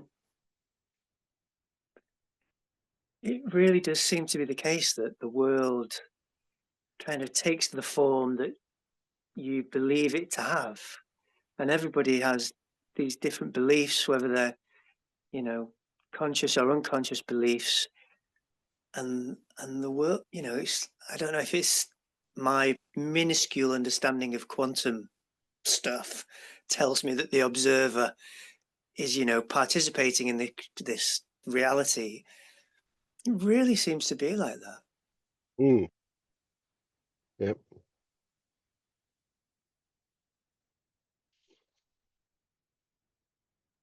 It's funny you should say that because yesterday I asked AI, the all-knowing, whether there was any correlation with any of the physics theories, particularly quantum and um, dependent arising, or whatever you want to call that. Mm.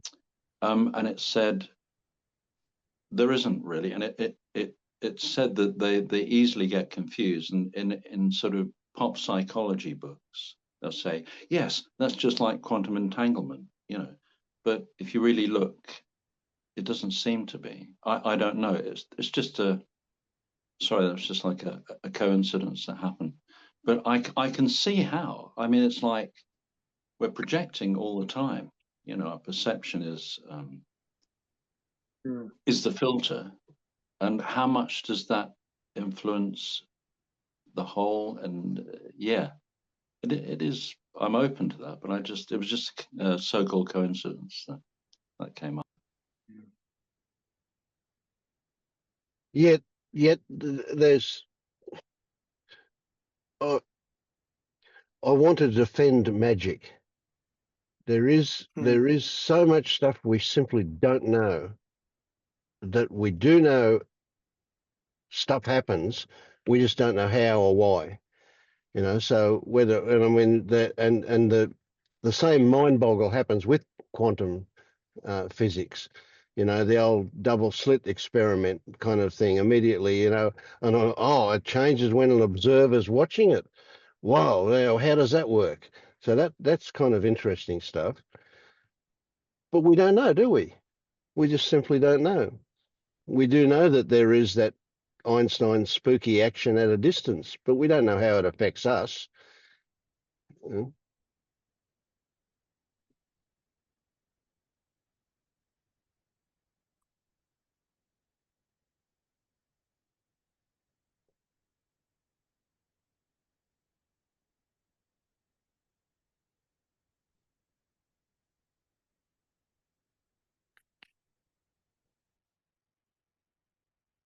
I mean, these days we hear lots of talk about,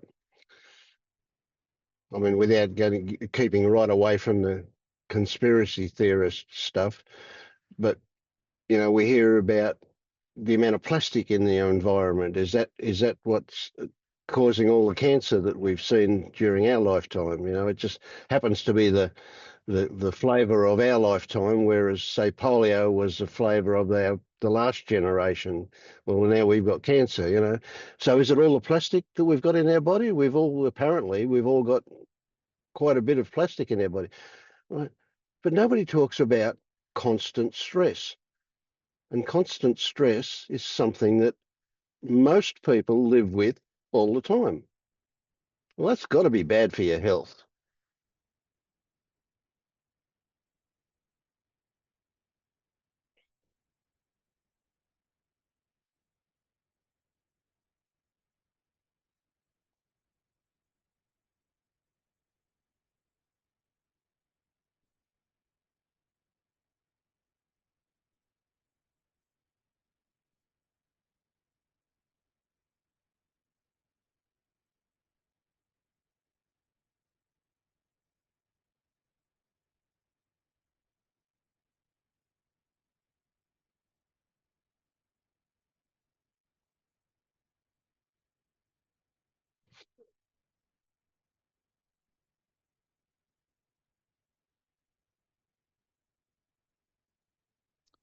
The whole the whole field of healing, as it were, used to fascinate me. In fact, it's partly what got me into this stuff years and years ago. And there was a group recently where the the wife's husband had been to a satsang with someone who I won't mention again. That had a nice white shirt, and he phoned up and he said, "Yeah, I've got the answer to all this. All you have to do is welcome everything. That's all you have to do." And she had been suffering from chronic illnesses of one kind or another for several years, and she was at the end of her rope. Tried this, that, and the other, prayer, diet, the whole lot. And then she took that comment on board, and she said, amazingly, within days, her symptoms fell away. And over time, I think there were several, they all went away. Then this is my, I have to say, cynical side coming in, then she packaged and reframed her experience to make something called the healing cure. Now, and apparently some people had results, some had none. I got really angry and said, all I want to do is stop taking my meds. And I'm really angry that I signed up. And there are so many factors. I mean, yeah, I don't know where I'm going with this. It's just actually where am I going with this? Is why did I bring it up? Yeah, because that's something I've had to accept in my life because I used to be into this stuff and some of it did work. And then I realized that the approaches I was taking were very absolute. Like you shouldn't have negative thoughts. You shouldn't talk about the illness that someone's got. You shouldn't name it. All these sort of things. Otherwise, you are contributing to the whole illusion, or that sort of approach. And it gets very, particularly as you think then you're a separate self, it gets very tiring, like getting all your ducks in a row just so that something might happen. And if everything's just happening, what the hell? That's my little, whatever that was, vignette thing. There you go. Yeah. But the assumption that what works for me will work for everybody Yeah, is that was the big thing. Yeah. Yeah. I don't know how many people I've worked with over the years, but I mean, as I said, I started guiding at LU back in 2011, and at one point I did count how many people I'd worked with and how many people successfully went through the gate at Liberation Unleashed. And I mean, this was a couple of years ago, and it was like 150 people I'd worked with and 100 people went through the gate. Right, so there was a 75% success rate or something like that, or 50%. I think I turned it out to be, but regardless. But one of the things I realised is every single person was unique. Every single person had their own version, their own flavour of Yeah. what this thing is. Nobody could say they had the same as anybody else.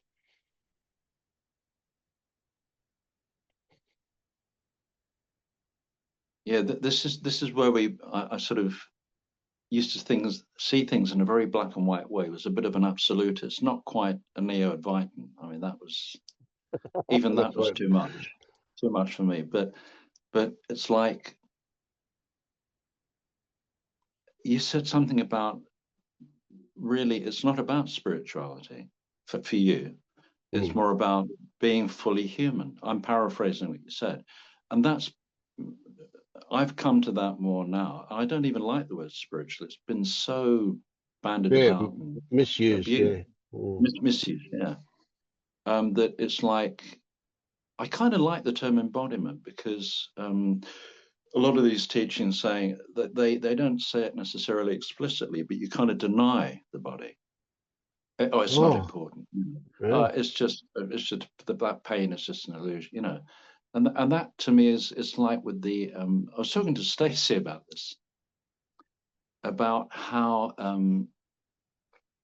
this approach of like if you've got a pain in the neck, you are a pain in the neck. Mm. This sort of the metaphysical approach Yeah, and how yeah, yeah, yeah. damning you created it. You created your cancer by and your anger created a heart condition. I thought if that's so reductive, and I mean, even if that were the case, and of course it can't be because it's not that, it's Yeah, too. it's not simple. Mm. It's just very damning. The way that these people.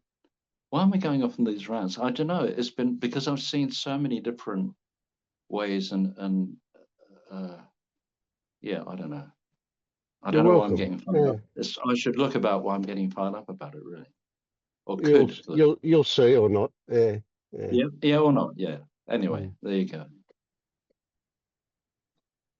Yeah, I like I call that organ language. I like that. I use that. If somebody's got a stomach ache, Okay. I'll say, oh well, I'd say, is there something you can't stomach? You Okay. know, if Yeah. somebody's what I find it useful, but in a limited Okay. way, and it's a case of like you'll hear me rave about um, different thoughts. You'll hear me talk about intuition and how intuition we can only know what our intuition says because of thoughts that tell us but there's a different flavor to thoughts that come from intuition than there is Yeah. thoughts that come from the overlord, so to speak. Yeah. Yeah, I've heard you say that. Yeah, yeah. Different flavour. I Yeah, feel the yeah, same way. Yeah, yeah, yeah. It's a subtle thing sometimes, but yeah. yeah, yeah. And it's an interesting one. I mean, so you might not have heard this one too, but I mean, back in 1997, I had bowel cancer, and when they Yeah, I've heard operated, that on they, recording. yeah, well, that was a Yeah, pretty big one, yeah. But what I'm getting at is there was a point where it felt to me like I had said. I remember talking to the oncologist about it, the last month of chemotherapy, and I said, "What's the value of that?" And he said, "Oh, that'll give you a 1% extra chance of it not coming back within 5 years." And I said, "Well, you've got to be fucking joking. You're doing this to me for 1%. You know, forget it. I'm not going to have the last month of chemotherapy, right?" So at yeah, that point, but that attitude was an attitude change. I went from being a victim of the medical system to somehow mm, taking, I say the words taking responsibility, but it's not a good explanation. But there was something where that they, I, I owned it somehow. You know, and this all sounds the yeah, opposite of yeah, what we talk about yeah, here. But yeah, yeah, there was a change in attitude that took place, yeah, and that yeah, change, without going into too many details of it, others have already heard this one. The oncologist said go and have a colonoscopy at that point, which I did, and they said, "We want to take the rest of your bowel out because you're riddled with polyps." And I said no, and I went off and I went to an ashram and did yogic cleansing and whatever. And 10 months and 10 weeks later, they did another colonoscopy and there were no polyps there. So I know magic works, yeah, but yeah. I don't know how. We don't know You know, how. Yeah, I know yeah, what I did. I did lots of yoga nidra, and I had these little men in high vis vests running around high pressure spraying my bowel. You know, for 10 weeks yeah, they were doing that. So yeah. that they got rid of the polyps. They high pressured them away. Fair enough. Yeah. Yeah. I, I, I think the key thing for me is the idea of, this empowerment thing is that you're not a victim. Yes. You know, Yeah. you that goes, and it's the same with the ADHD and stuff. Yeah. I know there's a processing thing, but I don't want to join a club that specializes. It's just the way it is. Yeah. And Yeah. it's just whatever it is. Yeah, yeah, Yeah. and that was See, very settling. I put the Yeah, whole world on a spectrum, and at one end there might be those yeah, who are fully autistic, and at the other end there are yeah, those that are so-called normal, but we're all part of yeah. it somewhere, Oh, for sure. everybody's Yeah, yeah. I whatever think they there's are. too much. Yeah. I think there's a lot of over pathologizing of this, Mm, mm. and I don't think that works at all. I think that's counterproductive. But there you go. Yeah, Yeah, yeah, yeah. Well, that's the medical system. They want a yeah. label that they can treat. Oh, yeah, Yeah. yeah, yeah, But yeah. yeah. That's an interesting conversation, though, Vince, where this is going, because we on the one hand we talk about there's no one here, and yet there is some way, and you just alluded to it a bit, that there is some sense of agency or responsibility, and especially. And I'm talking about my son, about my son and his particular situation, trying to talk about this, creating conditions where something else might happen, something that we might judge as healing or good. You Yeah. know, I still, there is something about that feels right. And it is about what you just said before kind of struck me as being right. You could still sort of say there's no one here doing anything, and yet still have a sense of, I'm going to call it agency, but responsibility, or and where things can be done that you've still got no control over the outcome, but you can, like you said, stress. There are things you can do to move away from stress. It's got to be give the body an opportunity to heal. Anyway, I don't know if any of that makes sense. I feel like I'm rambling a little bit, but No, yeah, John, you're spot on. And look, I'm at a total loss as to be able to reconcile these two things together. yeah, They don't. So you'll often hear me say we can hold two contradictory views yeah, at the same time. I believe that. That's definitely the case that but I don't see these as contradictory. There's like they're both equally true, but I don't know the details. We have to examine it a bit more to see that. they So sound they sound paradoxical, though, don't they? they do sound it on the surface, yeah, yeah. Yeah, So it was difficult when I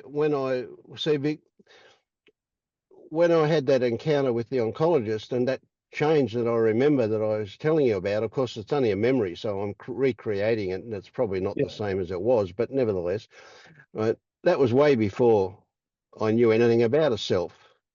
So it was like that. yeah, But what I say about everything is it's not about what we consider to be the thing, everything. It's about our relationship to that. It's how we hold it. Do we hold it lightly? Do we hold it, really got a strong grip on it because we're insecure or what? So I'm happy to go and say it's just a mystery. I have no idea how that works. yeah.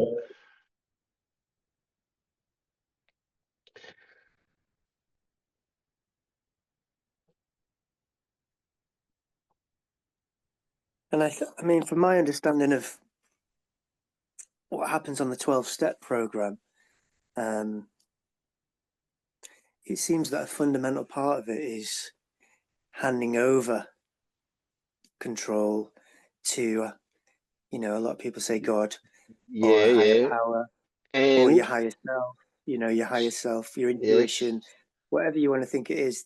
There is a kind of acknowledging that what you yeah, believe to be your own personal agency is not actually helpful. yeah. So you hand it over to God, but at the same time you take responsibility and you Yes. have retribution. You have to apologize. What do you call it? Reconcile with Maybe. everybody that you've done wrong with, etc. Right? So you're owning it, but you're giving it to God at the same time. Yeah. And It yeah. works. I get it. Yeah.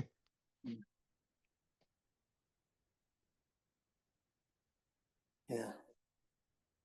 Yeah. It's that lovely, what's that lovely Islamic saying? You trust in Allah and you still tie up your camels. Yeah, yeah. Okay, yeah.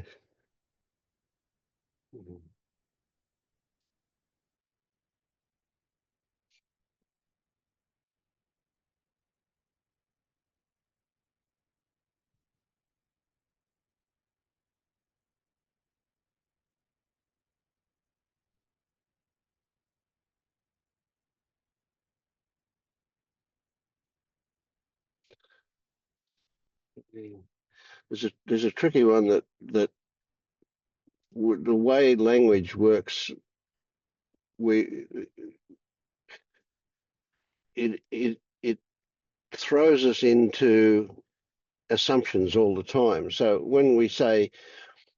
if we say somebody's got a low self-esteem, what's the fix for that? The immediate thing is that we'll say, well, we want them to have an adequate self-esteem. Now, we don't say we want them to have a big self-esteem or a high self-esteem. We don't want them to be narcissist. We want, but the reality is that the fix for a low self-esteem is where it's a non-issue. It's not that they have a high self-esteem. It's not the fix. So frequently, but language does tend to propel us towards the opposite side of all of that. So a whole lot of this stuff is not that we change something to the opposite of what it is. It's just that we no longer require that at all.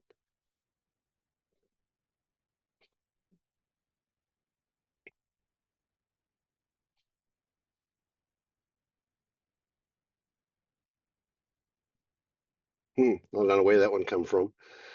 Yeah.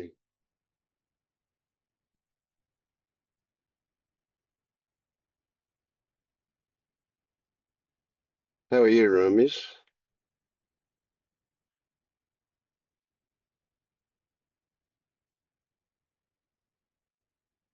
We're philosophizing a bit here. I'm good. All Okay. right, now that's the social thing out of the road. How are you really? Uh, I don't know. I just woke up and have my breakfast. Um,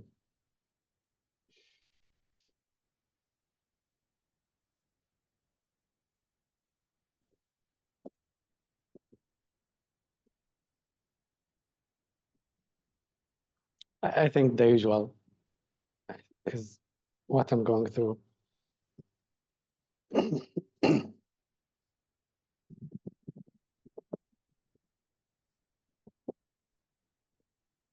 But today feels different somehow. I don't know.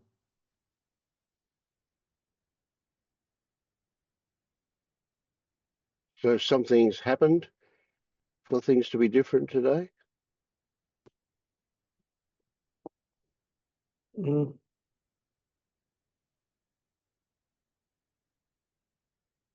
I mean, physically, Mm. how it feels in the body. So you say today's different. Is it different better or different worse? How would you describe it? Yeah, it's less pressure.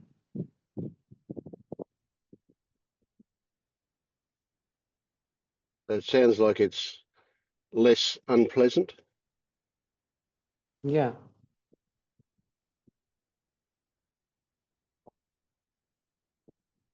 Would that be the same as saying it's more pleasant? No. it's it's more closer to what you said about it's a non-issue. Okay. Yeah, good.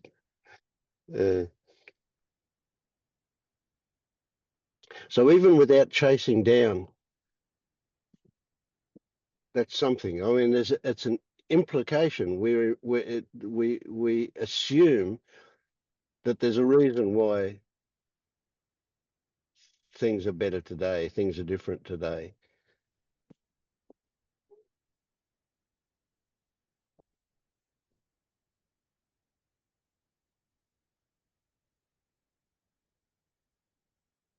And it's almost impossible to say they are that way and there is no reason. We don't need to know about what the reason is or specify it in any way, but it's almost impossible to say things are different, yet there's no reason for it.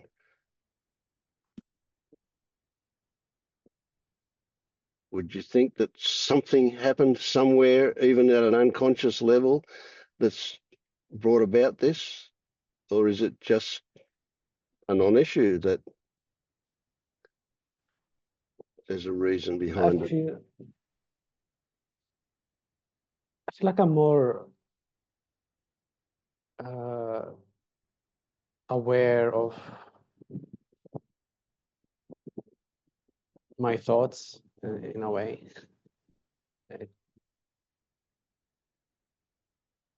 I'm not as reactive to my thoughts. I can catch myself when I'm being uh, stuck in some loop.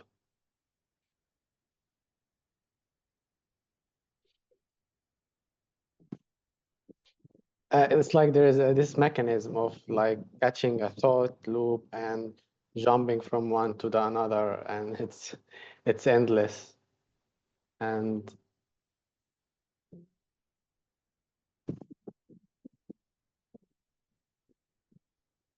somehow I could say I noticed that that doesn't have to happen. Right, right. So that loop, yeah, there's a break in the chain of thoughts responding to thoughts kind of thing. Is that what you're saying? Yeah, it's like it's like an involuntary process where it's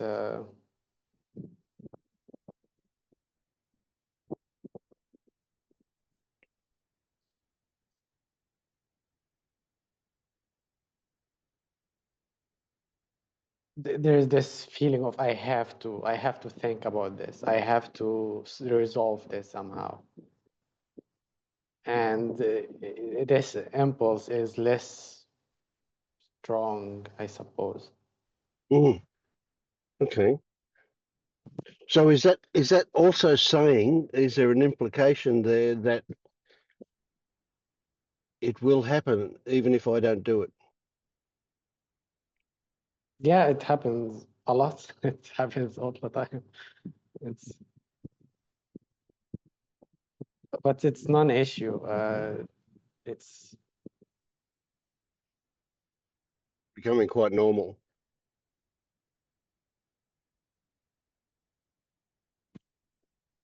yeah, I think also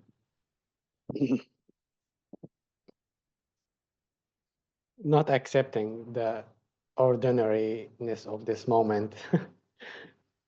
It's it's like in my mind, it just can't be this simple. It can't be just Mm. me sitting and eating or listening to something. It's it's very Yeah, ordinary in the sense. right. Well, I And heard it's what like, I heard you say also was that somehow the self wasn't involved, right? The me wasn't as involved. It was just I was part of it perhaps, but not running the show.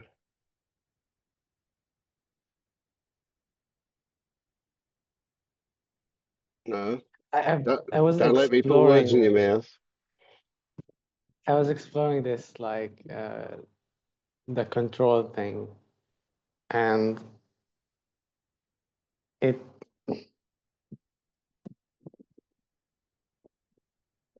it's not clear for me now, but there was a moment where, of course, it's just what's happening. But I think there is like fear behind this, like underneath this control, like uh, I can't just see that somehow. Mm, I have to mm, pretend that I have the control. mm. I get that. That's yeah, that's insightful. That's a big one. Yeah, no, control is all about avoiding fear, isn't it? Because if you're not in control, you're not competent, and if you're not competent, you're a mess. We've got a vested interest in keeping that control thing going, that sense of agency. Yeah, but you're It's seeing that things just happen. for me, it's more of an existential fear rather than a practical one. Because it's not like I lose the control, it's like realizing, holy shit, I wasn't in control at all. Mm. And isn't there some kind of celebration that with that realization that things can still happen, things still get done? Yeah, it's like it's evident, like it's it's happening. I can't stop the train of this, like Mm.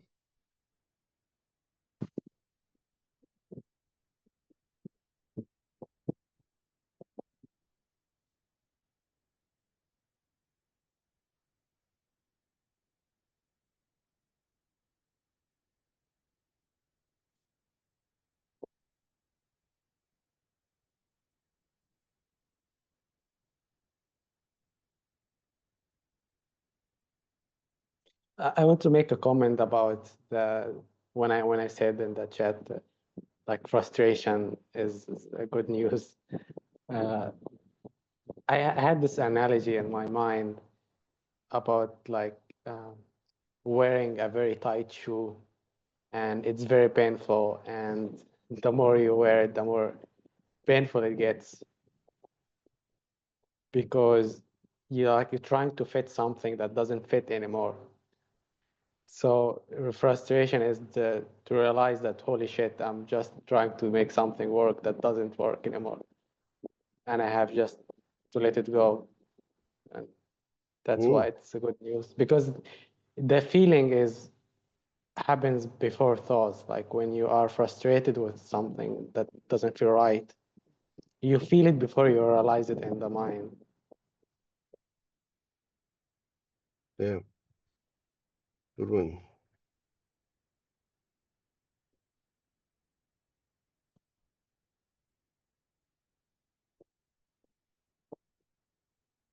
So it's a good analogy, Jack.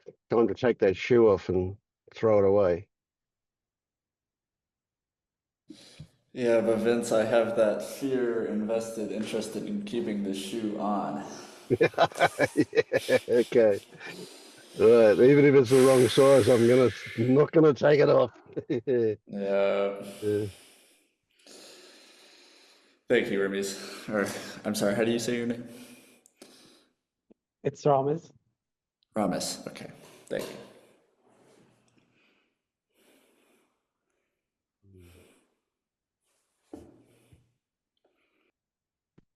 But I do like that. I do like that analogy that you're something doesn't fit anymore, and that's what the frustration is. That pushing against that. Yeah. So if you never went down this road, you probably wouldn't be experiencing this version of frustration. So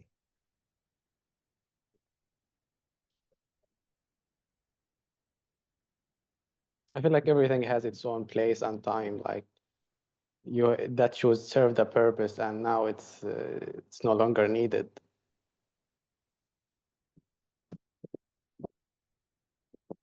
yeah, but before we take it off, we can have all these stories about what'll happen if we go barefoot.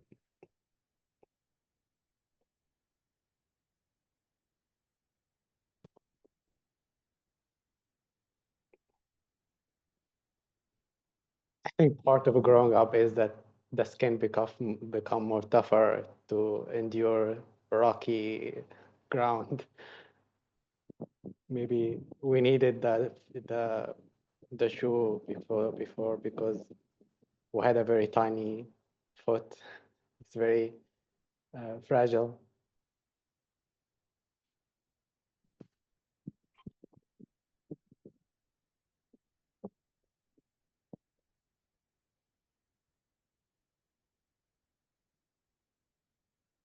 So on a practical level, I wonder if, Jack, simply the question can float around looking for an answer, but not needing to find one. What is it that doesn't fit anymore? What is it that you could take off and throw away to feel more comfortable? I'm not asking for an answer. I know. Uh, the problem is my mind is telling me one thing very specifically, and it's not something I want to throw away, or at least think I want. But it's very insistent. It's like throw it away, or you're avoiding it, or some level of that. Hmm.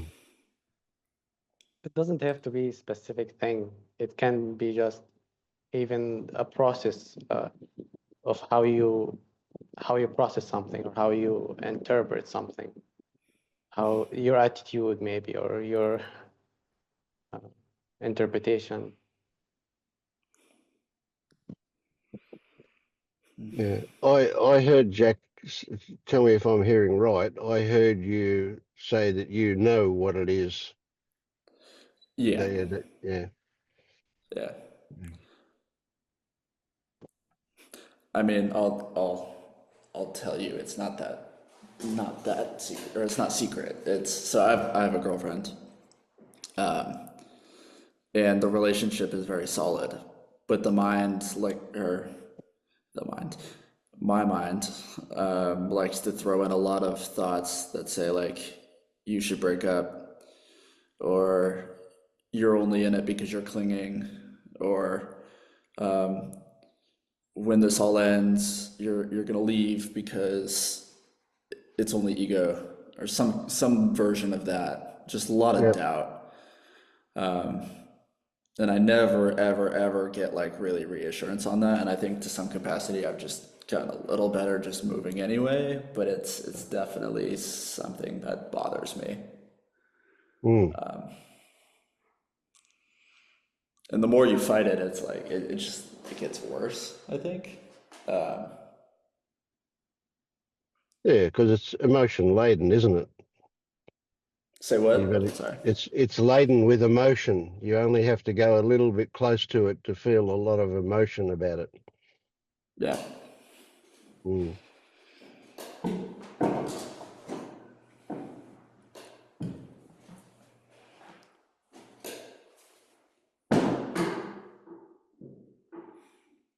I've shared this before, but it may be worth sharing again that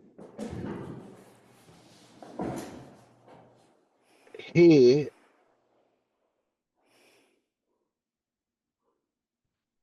it appears like I don't make decisions about what to do.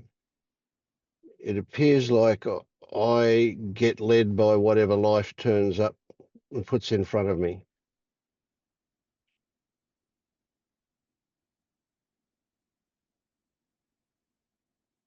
Which is not to say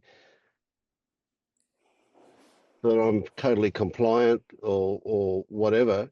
It's just that I've given life, whatever that is, responsibility to tell me what needs to be done. Now, I still use the calendar, I still have appointments, I still do all of that kind of stuff, and that's just part of life, whatever. But so I would say with this situation that I would be looking at circumstances for guidance rather than trying to work it out myself.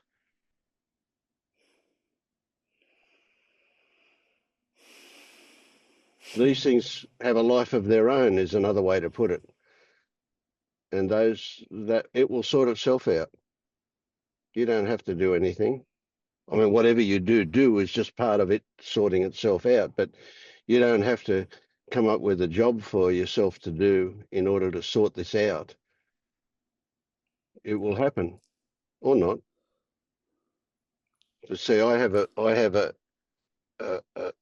good feeling. I could say I have a trust that things work out. Well, I can't say I have any of that. All I can say, it has been working out so far. I think I see what you're saying, though. Is that I'm trying to resolve the feeling rather than just letting it Yeah, yeah. I do mean, its I thing. also know that the mind can go crazy trying to work something like this out, and in the end, whatever the mind comes up with, you have no idea whether that's going to be appropriate or not. It's just where it. So, so it's a lot easier for me to say it'll sort itself out. I don't have to do anything. But at the same time, I recognise that I do establish boundaries with some people, depending on what their relationship is. I do it. Well, it just happens the way it happens. But essentially what I'm just thinking of somebody I played golf with yesterday who just never shuts up. Talk, talk, talk, talk, talk the whole time, you know, and I get exhausted. So my idea of setting a boundary is I simply avoid. I'll walk away. I won't invite a constant narration about whatever's going on in their head to be present. So at the same time as I allow life to do that, I mean, it's the opportunity to turn my back and walk away that I appreciate rather than facing them and having them go off in another tirade or whatever it was.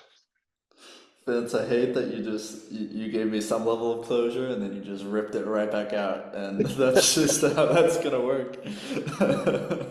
So it's okay. Yeah. All right, thank you. Um, yeah.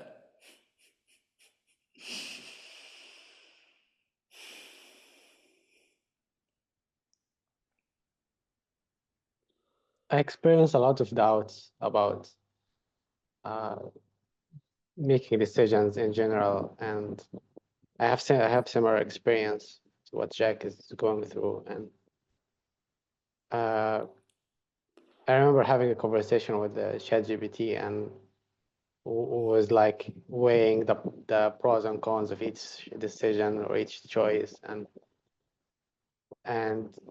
he said to me, the problem is that you don't trust yourself to you're gonna meet whatever result out of each decision. Like, it doesn't matter. You just don't trust yourself that you're gonna handle it.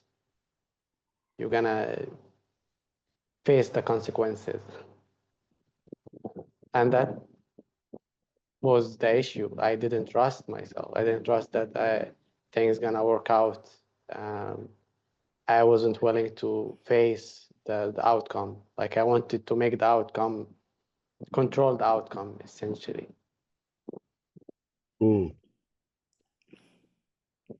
Yeah, it's particularly tricky when other people are involved and you feel responsible for the way they feel. So you don't want to do anything that's going to upset them. Yeah. Yet it feels like all you can do is something like that. So you're in a double bind situation. You can't move. You can't do anything. Yeah. So looking for an answer where nobody feels bad can be never happen. I think also there is somewhat, I can see it like a narcissistic trait is to think that people can't live without us or something. Like, we are responsible for their well-being. Like, we are some kind of very important. And Mm. I don't think this is true. Like, um,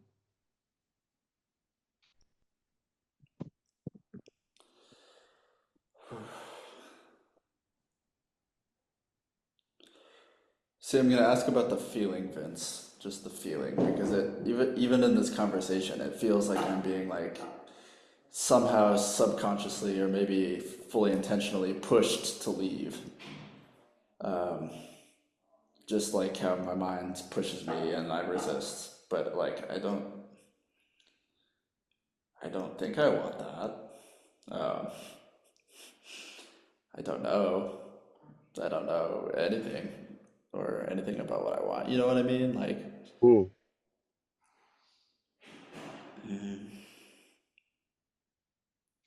So it's interesting that you say you feel pushed towards leaving. Did I hear that right? yeah. Like Yeah. it feels like you guys are just like nudging me along. Yeah. Like I find like that really interesting because I didn't see any of that from either myself or from Ramiz. so okay, so I can clarify. Like you said something about and this is all just me projecting your words onto my experience. Mm-hmm. But it is what's happening. Yeah, It's yeah, that yeah, yeah, projection. yeah. So like I'm reading into how you said set boundaries, how Ramiz said people can live without us and live if we hurt them. And those are all like Yes. the negative things that No, would no, happen if I. let's not call them negative. Let's call them that Okay. one particular way of looking at it, right? And as you said, you saw quite clearly that this was you projecting your interpretation of that on your screen there, right? So does that not tell you something about the way you feel? So we threw you a Rorschach card, and you turned it into I whatever actually it don't know was. what that is. What is a Rorschach card? Oh, okay. They're ink blots. That Okay, yeah. Yeah. So you can read into it whatever you want, kind of thing, you know. But anyway, the result is that you took what we said and said, that's us moving you in that direction. Now, that didn't come from me. I wasn't pushing you to do that. Even though I talked about boundaries, I wasn't thinking of your situation about those boundaries. I was telling you about mine. And I don't know about Ramis, but I'm rather imagining he wasn't saying you should or shouldn't do that either. He definitely wasn't. Yeah. So you discovered something about yourself. Now, it doesn't mean that there's any final decision or anything there, but what you discovered was that there's a part of you that says end.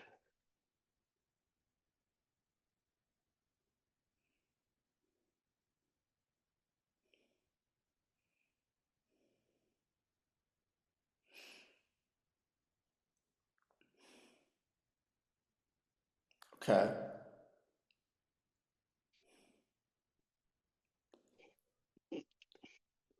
Got to be careful that we don't then go the next step and add a meaning to that. That's just a recognition of something. There's probably also equally powerful, equally strong, something that says stay. And this is partly where the problem comes from. You get these two conflicting things both working at the same time.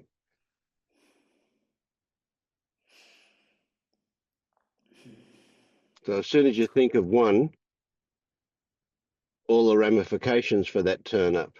As soon as you think of the other, all the ramifications for that turn up. So what do you? I feel dumb asking this, but what do you do? Like, yeah, exactly. Yeah. Do what you do well, boys. Yeah, yeah. I don't know where that came from. Yeah, yeah. Look. What you do is nothing. What you do is watch, and you allow you've got an idea about this thing called resistance. So just watch what happens about that as you consider these things. So it's amazing, your brain does not know the difference between what you imagine and what is actually happening. As far as it's concerned, what you imagine is what's happening. Right? So you can imagine breaking up, and a whole lot of ramifications will turn up. Or you can imagine not breaking up. Is not breaking up the same as staying together? Maybe. But you can imagine that one, and a whole lot of ramifications will turn up. And if you read the flavor of the ramifications, what does the body tell you when you imagine breaking up? What does the body tell you when you imagine staying together? Right? And again, no final decisions, just an investigation. And you'll go through all of this stuff, and the next thing is she'll turn up and say, well, that's it, I'm out of here. Or, let's get married. Or one or the other, or somewhere in between. Who knows? Yeah. But look, believe me, it'll sort itself out. You don't have to do a thing.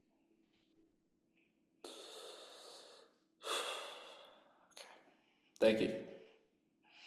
Why do I keep saying that? Anyway, sorry. That makes the frustration worse, eh? Yeah, I get it. Yeah. Vince, Okay, sorry, okay. Have you finished, Jack, for now? Oh, yes. Yes. Yeah. Go ahead. Can I wind back a bit? I had something about doubt, but boundaries. When you were talking about the golfing friend, I burst out laughing because that's happened to me a lot, the non-stop talkers. And I have a dear friend who we used to be in a songwriting partnership years ago. We lost touch for many years, and we got back in touch via Facebook, which is a miracle, one of those things that you can't make up. But he's been through, like all of us, he's lived his life, he's been through a lot, changed a bit, but he, when I speak to him, he gets so fired up still about the minutiae of musical whatevers. And I love music. I still play and stuff like that. But he's like a jazzer, and he's saying, "Hey, did you hear the voicing that so and so used?" And he won't stop. It's a compulsive thing. And my mind is saying, be patient, Tim. Have understanding, not compassion, understanding. But sometimes I reach my attention limit and have to. Sometimes I find myself making stuff up, like I'm just going to go and put the dinner on. I don't even cook the. I contribute to making the dinner, then I feel a bit bad. But so it's knowing how to navigate these things that I still find tricky. I must say, yeah. Yeah, it's an interesting I one. don't want to. I've been blunt. In the past, I've been a bit blunt, saying I've got to go now. Bye with people, not him, and that's no good either. Really, it's just trying to. I find that awkward still. But there you go. Yeah.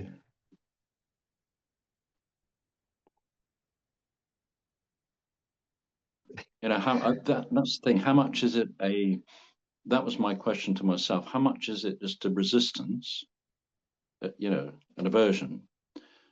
And where does one think of one's own energy levels or whatever, tiredness? Mm. It's a balance thing, Yeah, absolutely. You got to look after Yeah. yourself, yeah, for sure. Yeah, Yeah. I think that's the thing. And I haven't done that in the past, but I'm more mindful of that now, I think, without going completely in that direction in a polarized way. But yeah.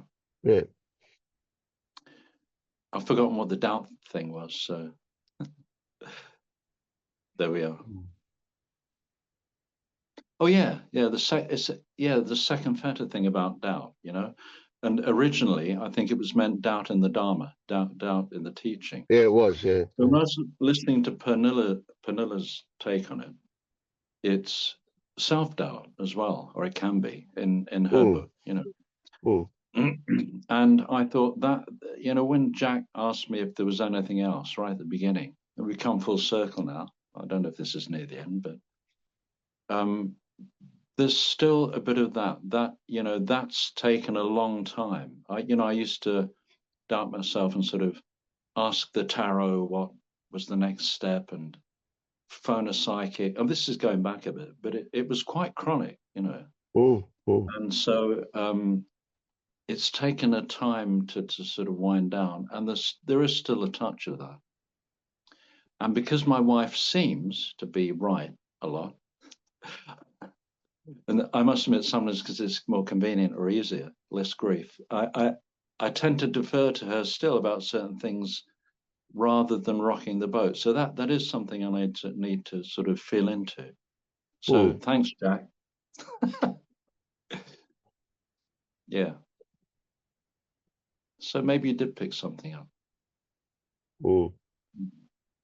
That's a good old ponder there to feel into.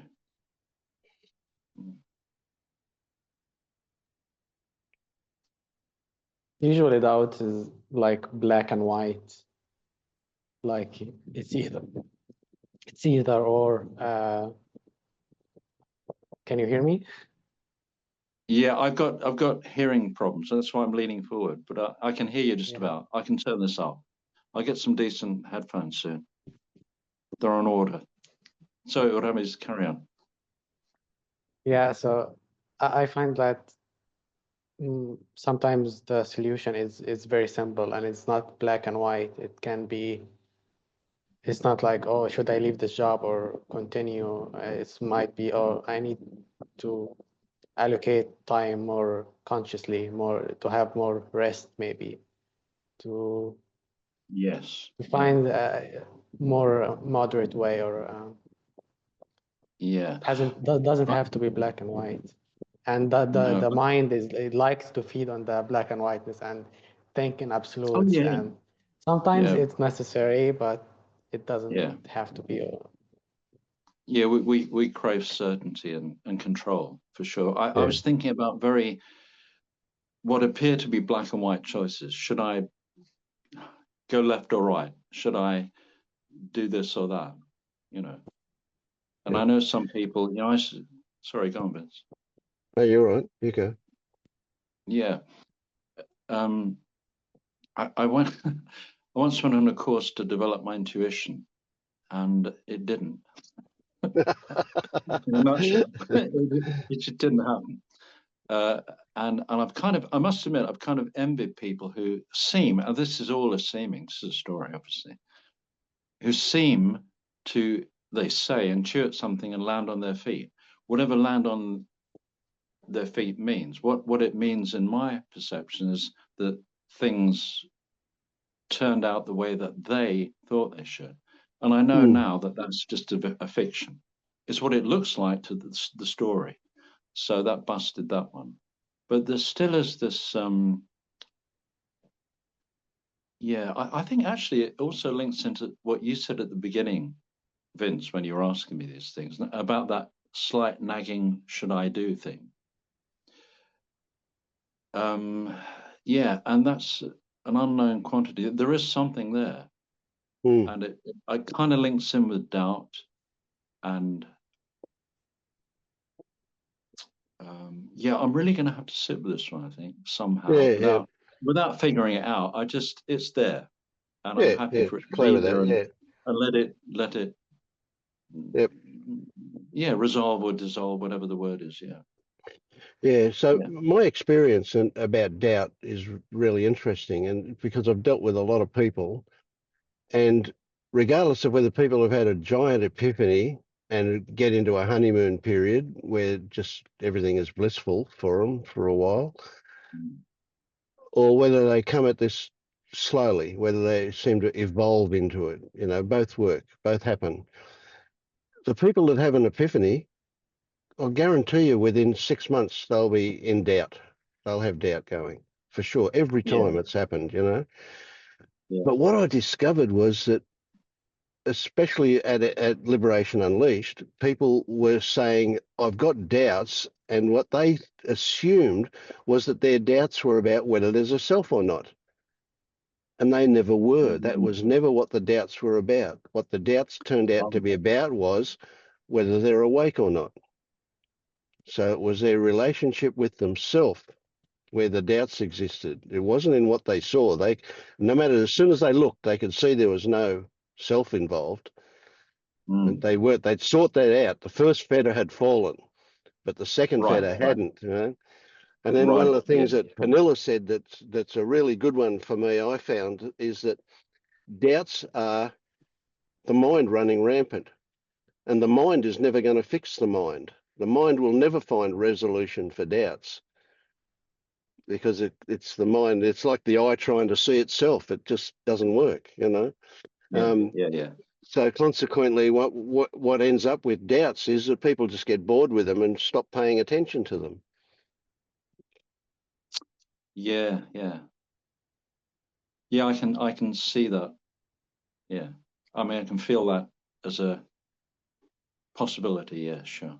Yeah, yeah. I don't. It doesn't matter. I don't have the doubts in the awakeness or whatever that is. It's like I was saying, apparent choices, apparent things that are there as options, that sort Mm. of thing. But the same applies. I mean, it's the same allowing it to unfold, I guess. Yeah, Yeah, yeah. And also that you can't make, there aren't any mistakes. That's the other thing. Although that's become a bit of a cliche. It's It just is, whatever it happens. is, Yeah. but it's a big one, and it's a really important one. Like there's no right or wrong, there's no good or bad, there are no mistakes. It's all Yeah. just what it is, you know. Yeah. Yes. Yeah. It's easy to say, but hard to communicate that, hard to Oh, for sure. Yeah. transmit Yeah. that. Yeah. Yeah. Yeah. Thank you. Yeah. Mm.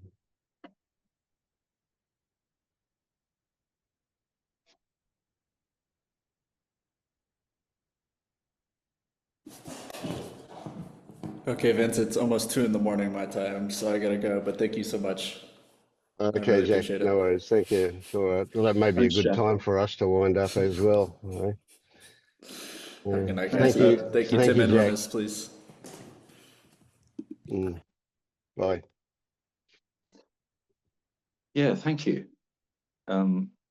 See you next on the next one.